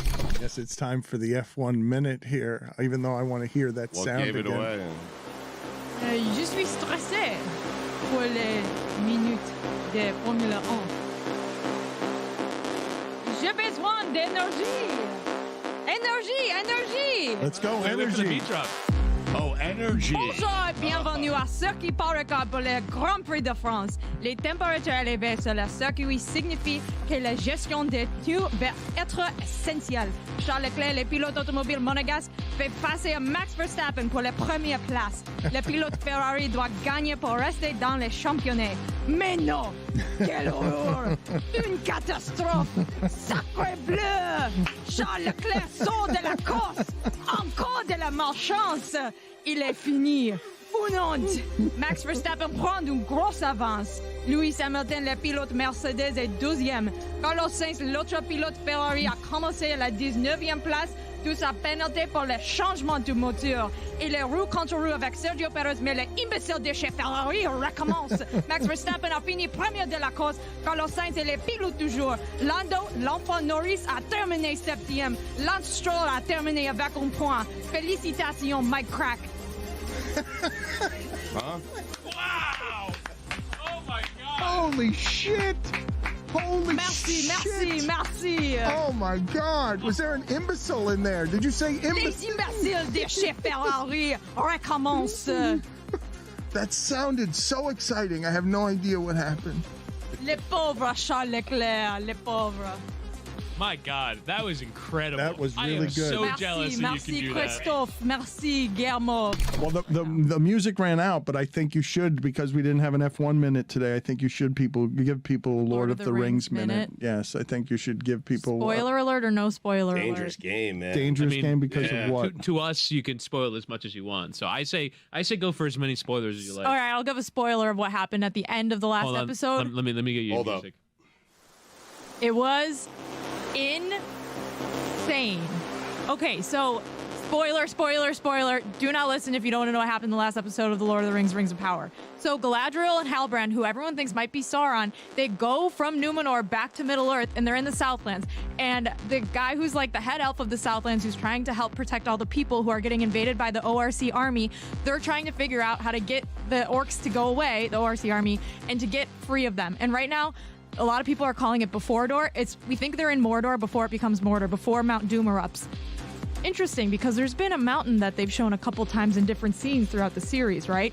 So we're like, okay, how are the people going to defeat the orcs? Because the orcs, the ORC army, they're badasses, and they have this guy who's a leader, and his name's Adar, which means father, and we're like, maybe he's Sauron. But he's trying to get this thing that looks like a sword, but it's actually like kind of a key, and it looks like it's in the shape of Mordor. So he's trying to get that, and this little kid Theo has it, and his mom Bronwyn is in charge of all these people. So they trap the orcs inside the Elven Tower, and then the orcs come to the town, the ones that survive, and it looks like the people beat the orcs, but then the orcs come back. There's more orcs, but then all of a sudden, out of nowhere, Galadriel and Halbrand and the Numenorians charge in on their horses, and they save all the people, and it's like, holy shit. And so Galadriel finally finds Adar, and she's like, I don't know who you are. I don't know what your deal is.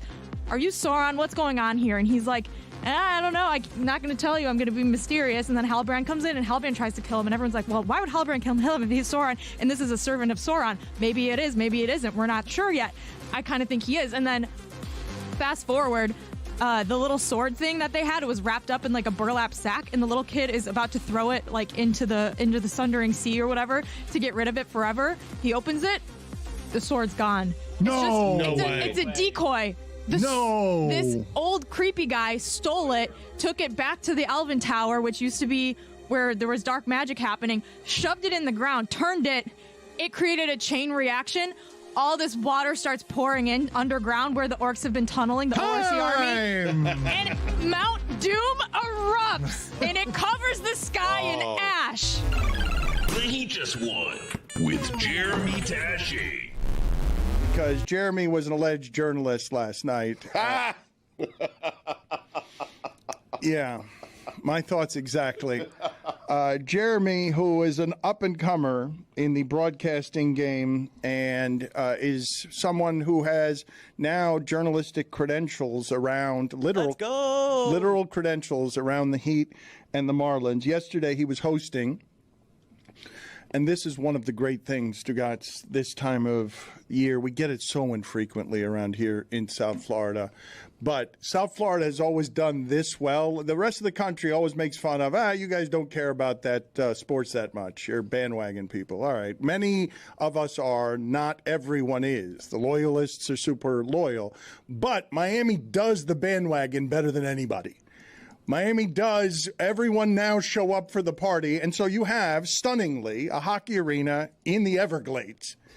Like surrounded by airboats and alligators, filled with people to do the wave, watching the game on television. And at the Heat, across the street from us last night, Jeremy Tessier is watching the end of that game with a lot of people who are excited. And Stugotz, I'm getting a lot of this.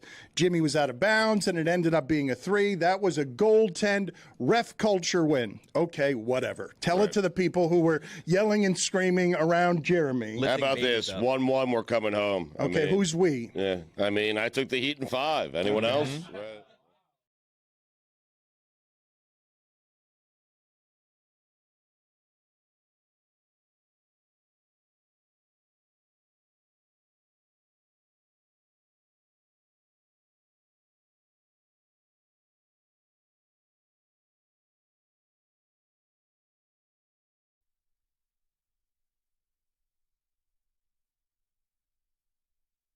Our customer having a great deal of trouble getting Mero to shut up.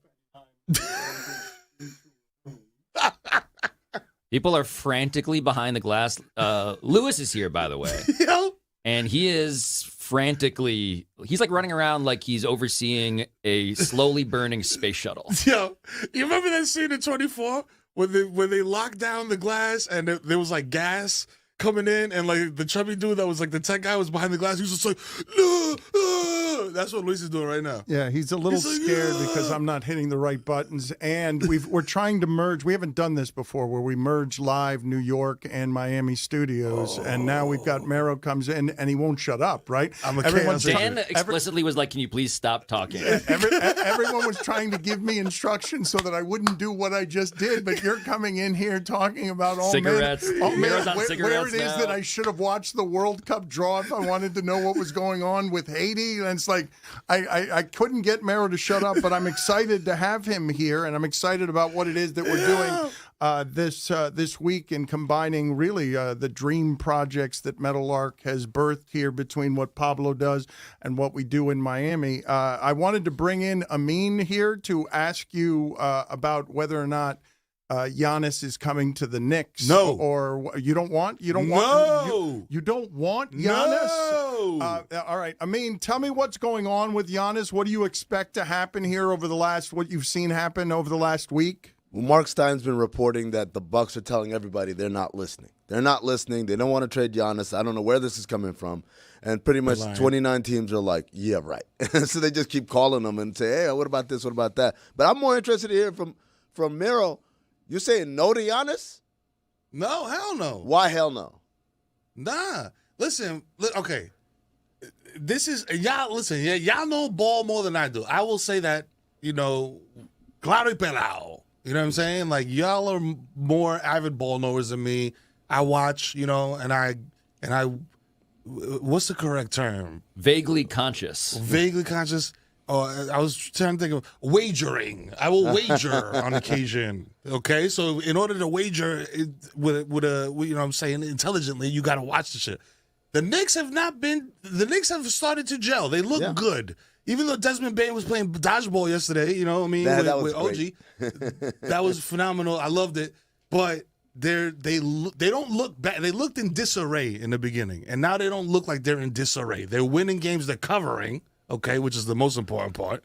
And I'm not mad. Don't disrupt this shit. I mean, this is always interesting to me when a fan base falls in love with their Hartensteins. They did this a couple of years ago. Yeah. They didn't want him traded, and now they've got Brunson and Karl Anthony Towns, and they don't want to screw with that, even though we've seen what the ceiling of that is. Okay, so ball knowers, please break this down to me. How do you make Mitchell Robinson and Giannis Antetokounmpo, work on a team together? You need shooters, and if you are going to get you're Giannis, worried about how Mitchell Robinson's going to fit around Giannis? Because you got to get Cat is out of here.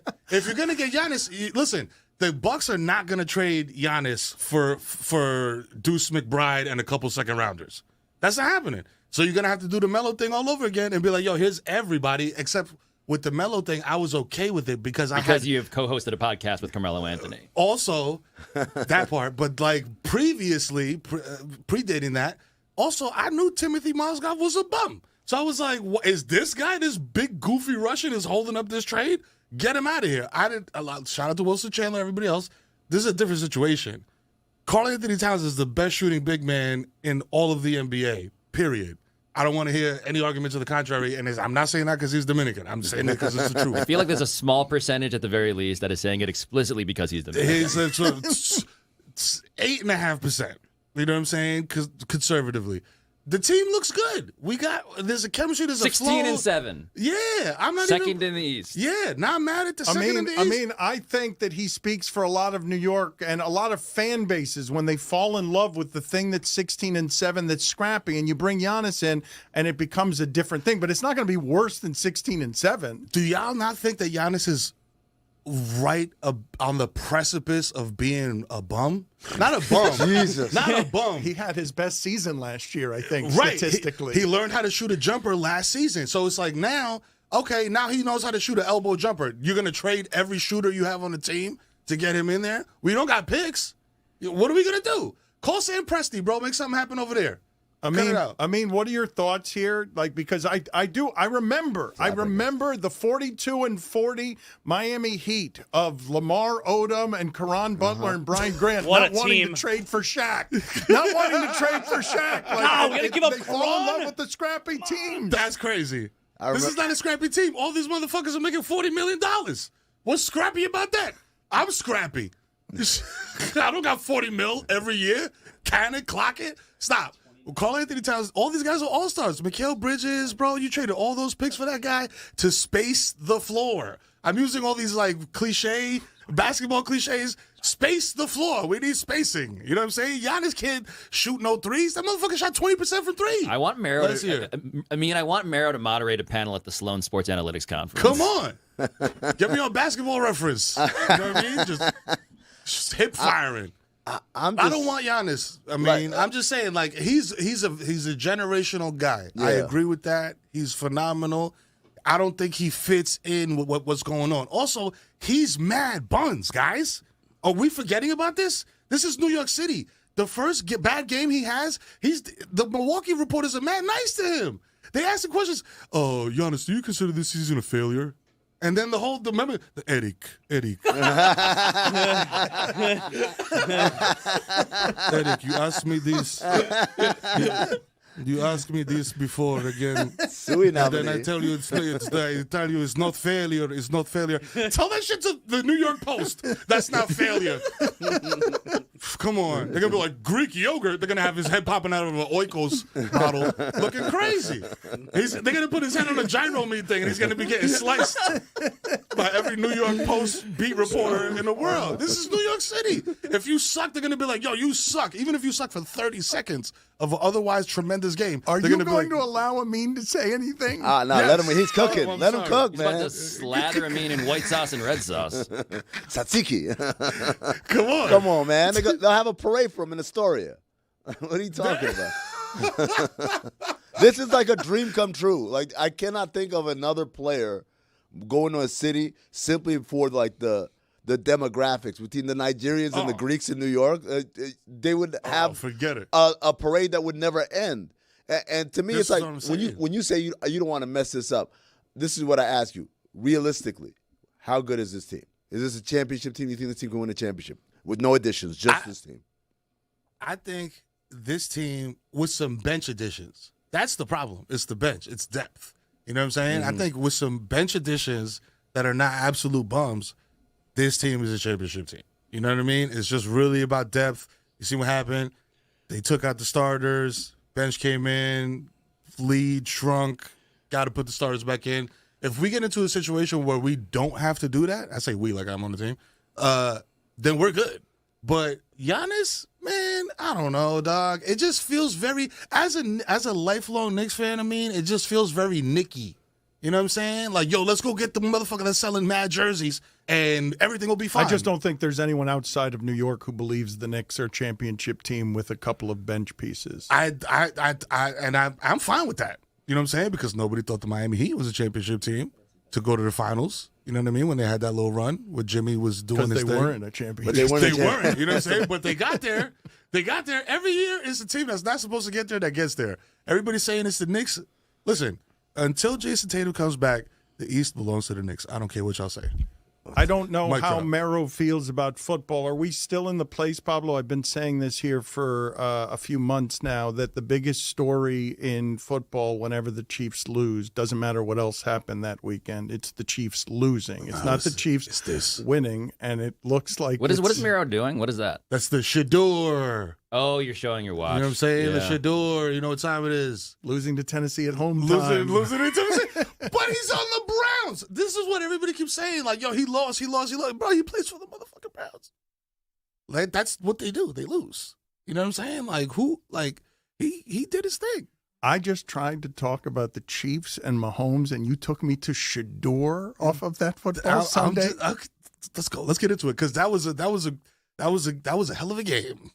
The Chiefs. Yes. Well, Jamel told us last week. Jamel told us Chiefs that are fried. she will not criticize Shador Sanders because he represents something to black culture that is not going to be criticized. That Shador Sanders, Jamel, who can criticize? Yeah. Jamel's like, nope, not going to say anything bad about what he represents as an avatar. If he plays like ass, I'd be like, he plays like ass. But I like that he's confident. If you can play like ass and still maintain your confidence and bounce back and not be ass, that's the best thing you could be as an athlete, right? But that's what when you're watching football on Sunday, that's Shador's the one who's got your attention. That there was a lot of bad football played yesterday. There are a lot of games I was not interested in. I'm a Giants fan, my guy. Washington, Minnesota, no thank you. I don't understand how the Saints did what they did yesterday, other than football happens to ruin Tampa's season. But are we still in a place, Pablo? I don't know how you watch football on Sundays when you're not doing daily shows anymore. Is it Chiefs losing is still the biggest story on Sundays? Yes, because the season has been, like, generally speaking, like, mediocre.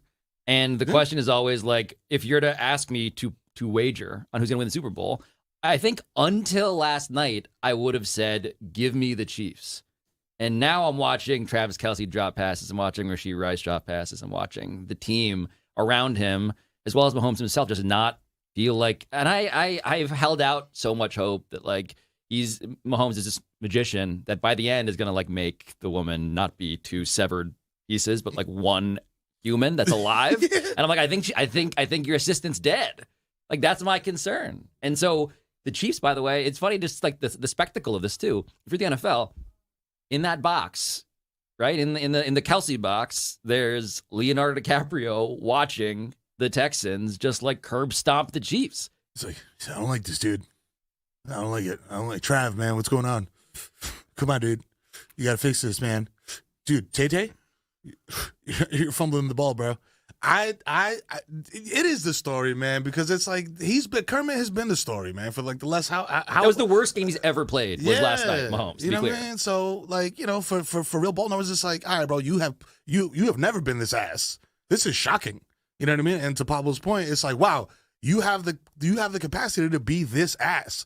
And if you are this ass regularly, we're not going anywhere. Well, but I think the Texans are the best defense in the sport, and they did that to him. He has not been ass all season. They've been fine statistically. They just haven't been winning their one-score games. But what he was yesterday, that's not – last time we saw that is when he was running around loop-de-loops because he had all his offensive linemen gone in a Super Bowl and Tom Brady beat him. That's like – what you saw last night, 3 interceptions, that's not something that he does at all. Hasn't happened since 2022.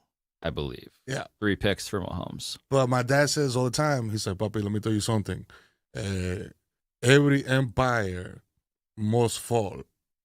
You know, you think Genghis Khan, where he's now? That's right. That's a good point. Muerto. Yes, well, ¿dónde está? Julius Caesar, ¿dónde está? Yeah. Muerto. Everybody that you think is going to rule the world forever, they eventually...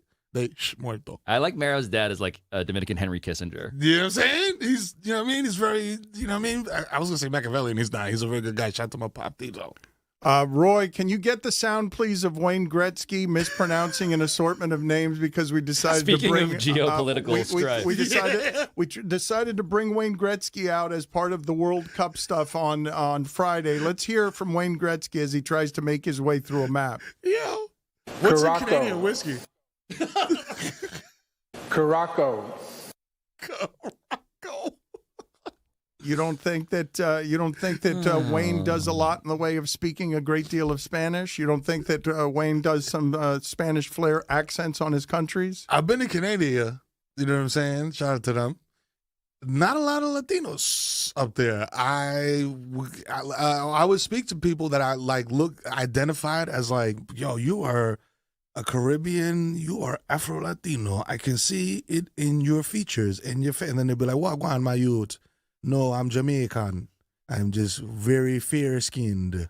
I make the mistake so often in Miami. Anybody who's brown, I just start speaking Spanish. I make that mistake all the time, and then they look at me and I don't speak Spanish in an accent that's clearly not as Spanish. Like, no, my friend, no. Can I just point out that, like, Wayne Gretzky, just in case you're not watching that clip, his job was to read the names of countries. Like, in the realm of, like, you had one job, his one job was to know what Curacao is. Caraco. To his... In his defense, shout out to Wandale Robinson because I announced his pick at the NFL draft. I forgot what year it is, but he's doing his thing. Stud, wide receiver, love him. They give you the card, and it has, like, the name, the university, the position, and then under it, in like 16 different parentheses and alternating caps, it tells you how to say these shit phonetically. So whoever was doing the cards should have gave Wayne, an old Canadian man, a card that had the phonetic. You think they didn't, though? I don't think they did. Or maybe he's just like, you know what? I'm so good. Fuck it. Caraco. You know what I'm saying? Like, yo, he's talking about like North Macadamia nuts. I was going to say, it would be one thing if that was the only thing, but there were other names he had to pronounce that went roughly as well. Hey, man, y'all ain't going to do this to the great one. He not here to read. While you nerds were studying and learning how to pronounce things, he was nice with that stick. Now you guys want to... Hey, yo, that's crazy. Yeah, hey, yo. That was insane. Caraco. He's nice at the... Correct. Nah, he said North Macadamia nuts, man. He said Mexico. He said a bunch of shit wrong. Wendale Robinson, you introduced him at the draft? I did. Yeah. How fast can y'all look that up? I think it was 2023. God damn it. We are 2022. 22? Oh, shit. Yeah. Where does that rank in terms of strange sports moments that you found yourself in? Because I've got to imagine you've got some pinch me in you just sitting next to Carmelo doing a podcast. Yeah, regularly. no. The number one for me ever of all time was I did some stuff with Derek Jeter for the captain when it was like coming out. And it was me, Jeets, Dave Winfield, Willie Randolph, and Reggie Jackson, like walking off the field at Yankee Stadium with the like playing in the background, and it's just it looks like a movie scene, Doug. Like we're walking towards the camera, and we're just like, oh. I'm like, yeah, Dave Winfield, yeah, we're peers. Yeah, this guy, that was like number one. But that was up there. That was up there. You're of the age. Dave Winfield was the first baseball cards that I had of any kind. Dave Winfield was my favorite first player of any kind. One of the greatest. Because I couldn't believe it. But I thought you were too young to have Winfield be that for you. Jeter had to be that. Yeah. Also, I wore an Águilas del Cibao hat, not a Giants hat. That is a Dominican League. Also, your sunglasses indicate that you were also vaguely conscious. Fried. Yo, by the way, right before I did this, there was a guy that announced the Minnesota Vikings pick who Dan Marinara saw. I don't even know the guy's name. He was a quarterback from like the 60s.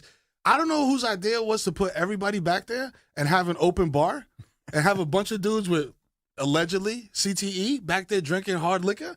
So this dude went out there. He was like, when I got drafted to Minnesota, I was like, I don't want to go there. It's cold as heck. And then I started to settle into things, and I wondered what my offensive line was going to be like. And we had Patches Mahoulian, who was one of my best friends. We used to drink bicarbonate soda together and watch the balls, and watch the ponies. I'm like, what the fuck is this guy talking about? So then the producer lady with the headset is like panicking and shit, still demure white girl. I'm like, yeah. I was like, yo, shorty, come here. I was like, are you running this shit? And she's like, yeah. I was like, go out there, get this motherfucker off the stage. Then he's talking through the music. And she's like, I was like, just go do it. I was like the angel on her shoulder. I was like, go in his ear and say, you are taking too fucking long. Like that. And he will get the fuck off stage, I promise you. And that's exactly what happened. So you're alleging that all of the people who went out there were drinking too much and that the NFL was throwing people in front of live microphones. Drunk. And with some CTE. Yeah, except for Barry Sanders. Barry Sanders, very polo tucked into the khakis. Looked like he was going to help me with my Dodge Durango and shit. Like, just very nice, humble, down-to-earth guy. Not drunk at all. Stone cold sober. I'm trying to find who the guy who announced the third-round pick for the Giants in 2022 was, but I'm having trouble when I Google Dan Marinara sauce. You're having trouble finding what it is that he was a 60s quarterback who had too much to drink, who announced a draft pick after Mero in 2022. By the way, the wildest assortment of people to announce picks, because before that guy, it was like some FaZe streamer kid. And I was just like, holy shit. I was like, this is the simulation for real. Casting this is a wide Web3. net. They're trying to get as many different demos represented as they could. Yeah. As are we. Tony, are you ready to do Refran del Dia with the kid Mero? Born ready, Dano. Let's do it.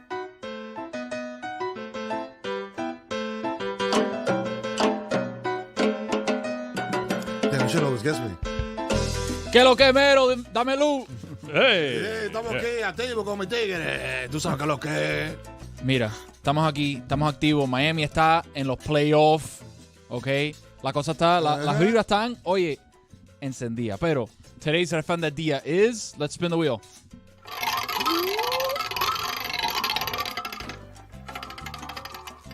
Today's Refran del Dia is Casa del Carajo. Would you like to explain that one, Mero, what it is in Dominican culture? Yes. Casa del Carajo, for all you non-Spanish speakers, Casa del Carajo is a 1-to-1 translation for West Bumblefuck. You know what I'm saying? If you say, yo, I live over here and people, and you're trying to get people to go there, the first response is going to be like, don't call you about Casa Carajo, bro. Yo, that shit is 20,000 miles away. What's the literal translation? It's House of Hell? House of Carajo. Carajo, actually, what is a secondary... Also, hold on, a secondary explanation. So Carajo is actually the top of a wooden ship where people would look out. So like a lookout post, people would send, oye, vete pa carajo, to go out to the lookout post to look for land with a telescope. Shit. So wait, so what's the literal translation of the word carajo? You're saying is go to the crow's nest. The crow's nest in the pirate ship. Yep, crow's nest in the pirate ship is el carajo. So when it was obviously very far away. That, oye, vete pa carajo. Eso está en casa del carajo. Very far. Also, bonus, Carajo Land. If you live mad far, you don't live in the name of your city. You live in Carajo Land. Yo, Pablo, man, he wants to do a dinner party, but that motherfucker lives in Carajo Land, bro. We're not going over there. We're gonna empty the tank. Is Mero, as a proud Hispanic man, ready for a Cuban Heisman Trophy winner? Antonio Mendoza. No, Fernando Mendoza. Fernando Mendoza. Yeah, well, you know, uno de ellos. Uno de ellos. He got a brother named Antonio, I'm sure. Antonio is good, but Fernando is even better. Yeah. Like, Fernando is a Cuban name. Yo, which, by the way, when he opened his mouth, I really wanted him to be like, you know, everybody say that we couldn't do it. I don't think there's anyone who sounds less like the guy you're describing than the actual Fernando Mendoza. Yo, I was like, is this guy from BYU? Like, who is this? And I was like, they fucked up the graphic. This is Martin. This is Frank Medicino. Yeah, I was about to say. Mike, what is Columbus doing in Miami as part of Fernando Mendoza's Heisman campaign? I was driving down the turnpike in Kendall, and I saw Heisman Mendoza billboards driving down. So it's been a big weekend for the Columbus crew when you consider, not the MLS team, the actual people that went to Columbus. When you consider the Mendoza thing, the University of Miami, you referenced how Mendoza sounds like. Let's play some of that post-game interview sound there, Roy. Oh, congratulations, Indiana, the Big Ten champs. How does that sound? It sounds so beautiful. I want to give all the glory to God. We were never supposed to be in this position, but by the glory of God, the great coaches, great teammates, everyone we have around us, we were able to pull this off. Whoever thought the Hoosiers would be here, but now the Hoosiers are flipping champs. Let's go. Flipping champs. Bro, you're a kid. You can say fuck. You know what I'm saying? You're overcome with emotion. I want to hear that again because that could not have sounded any less Hispanic. He sounds like Morty from Rick and Morty. No, what to say? There's the wavering in the voice. Congratulations, Indiana, the Big Ten champs. How does that sound? It sounds so beautiful. I want to give all the glory to God. We were never supposed to be in this position, but by the glory of God, the great coaches, great teammates, everyone we have around us, we were able to pull this off. Whoever thought the Hoosiers would be here, but now the Hoosiers are flipping champs. Let's go. Oh, jeez, Rick. Let's go, guys. You got to stay shifty. I don't know about this, Rick. I don't know. I need to hear a full Heisman speech from this dude now. Yeah, I'm in favor of him now. Yeah, like, listen, guys, when I was sitting there in my blazer, I didn't know it was going to happen. I thought it was going to go to another guy, but it came to me, and I'm just really grateful to God and Jesus and God and God and my community. Is he the Heisman front runner now, Mike? Who's the betting favorite now that Indiana has just concluded its best season ever? There are a number of teams in college football. You can make the argument that Missouri, Vanderbilt, Texas Tech, Indiana all had their best seasons in program history. What are the betting odds on the Heisman Trophy between him and Pavia and all the other Latin guys you wanted me to vote for on the Heisman ballot? I know Pavia was a favorite headed into conference championship weekend, but Jeremy has the odds from DraftKings Sportsbook here. Mendoza is minus 2,500 now. Whoa. He's the favorite. Pavia is plus 900. Then you have Jeremiah Love, Julian Sayin, Jacob Rodriguez, Gunnar Stockton after that. Yeah, Let's go! Your top three needs to be Rodriguez, Pavia, and Mendoza. Throw 50 on Gunnar, bro, just because he has a white guy name. You know what I'm saying? I'm surprised that and perhaps I should not be, that the betting odds changed that much. But Indiana beating Ohio State, I suppose, should do that because Pavia was a big favorite before this weekend. What is the mean age? The average age of the voting body of this Heisman? That's a good question. Because Poppy had a vote. My father did have a vote. Right. Yeah. So he's going to win because he said flipping instead of fucking. Let's go. Lock it in. Let's go. It's not just the age of the Heisman voter because they're also all the previous Heisman winners also get to vote. Tebow is definitely voting for that kid. Oh, he's stuffing the ballot box. Yeah, it's not just age; it's also sensibility. Yeah. It's who does well in a banquet hall. Come on, Tebow's voted for him 4 times on behalf of himself, the Father, the Son, and the Holy Spirit. All 4 votes going to Mendoza.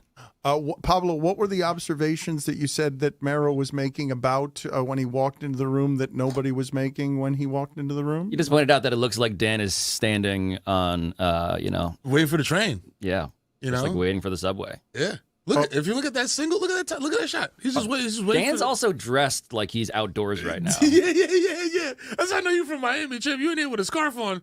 I'm out usually at this time of the year. I'm outside, still shirtless, drinking Hennessy. You know? Well, thank you for bringing that up because I was curious. I watched yesterday. I'm watching that Bills-Bengals game was crazy. So the Bengals are winning by 10 with 8 minutes left and then down 11 with 3 minutes left. And in the stands in one of the snow games, those Bills fans, there were shirtless Bills fans. Do you understand the mentality of that? Do you understand having as much liquor in you or what you would have to do in order to be shirtless in those kinds of temperatures? Doug, I don't know how they do that. Because I don't have a low pain tolerance. I have a high pain tolerance.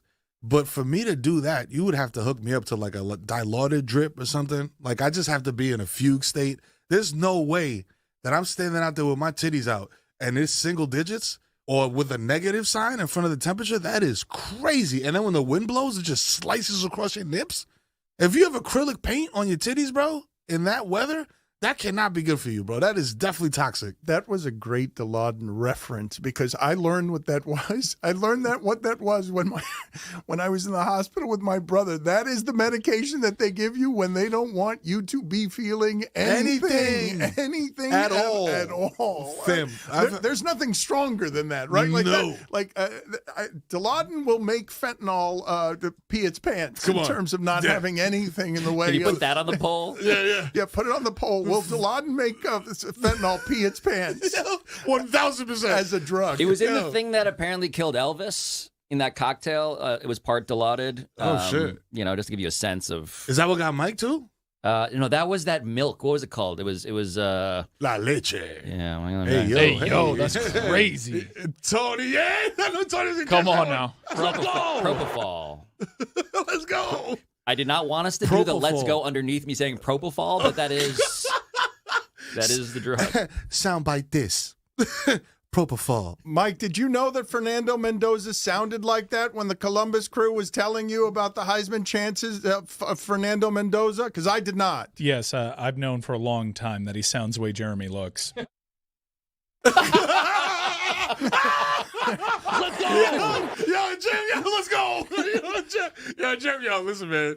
That was the D-Wade LeBron picture, man. You just in that. You know what I'm saying? Enjoy Roy, it. see if you can find Jeremy's "Let's Go," the lonely "Let's Go" that Jeremy did when he was trying to get us all to follow him into battle, and it sounded like a misplaced, lonely, sad person who wasn't able to summon anything in the way of inspiration, and pair it against the Fernando Mendoza, if you would. I'm stalling so that Roy can find that because I haven't tried to challenge him this technically when I'm on New York before, and so I can hear him cursing from here. And I'm continuing to Google Dilaudid just to make sure I didn't miss any other celebrities who died because of it. See if you can find another drug stronger than that, because I don't believe there is one stronger than that. You have 23 seconds to get us the punctuation, Roy. No pressure. Yo, Roy's up there. I can see the screen. Do you see the waveforms on that screen? Boy, he is moving. Yeah. Roughly 4 to 5 times stronger than oxycodone. God damn. Codone. Let's go. Yeah, no wonder. Let's go. Let's go. Download it.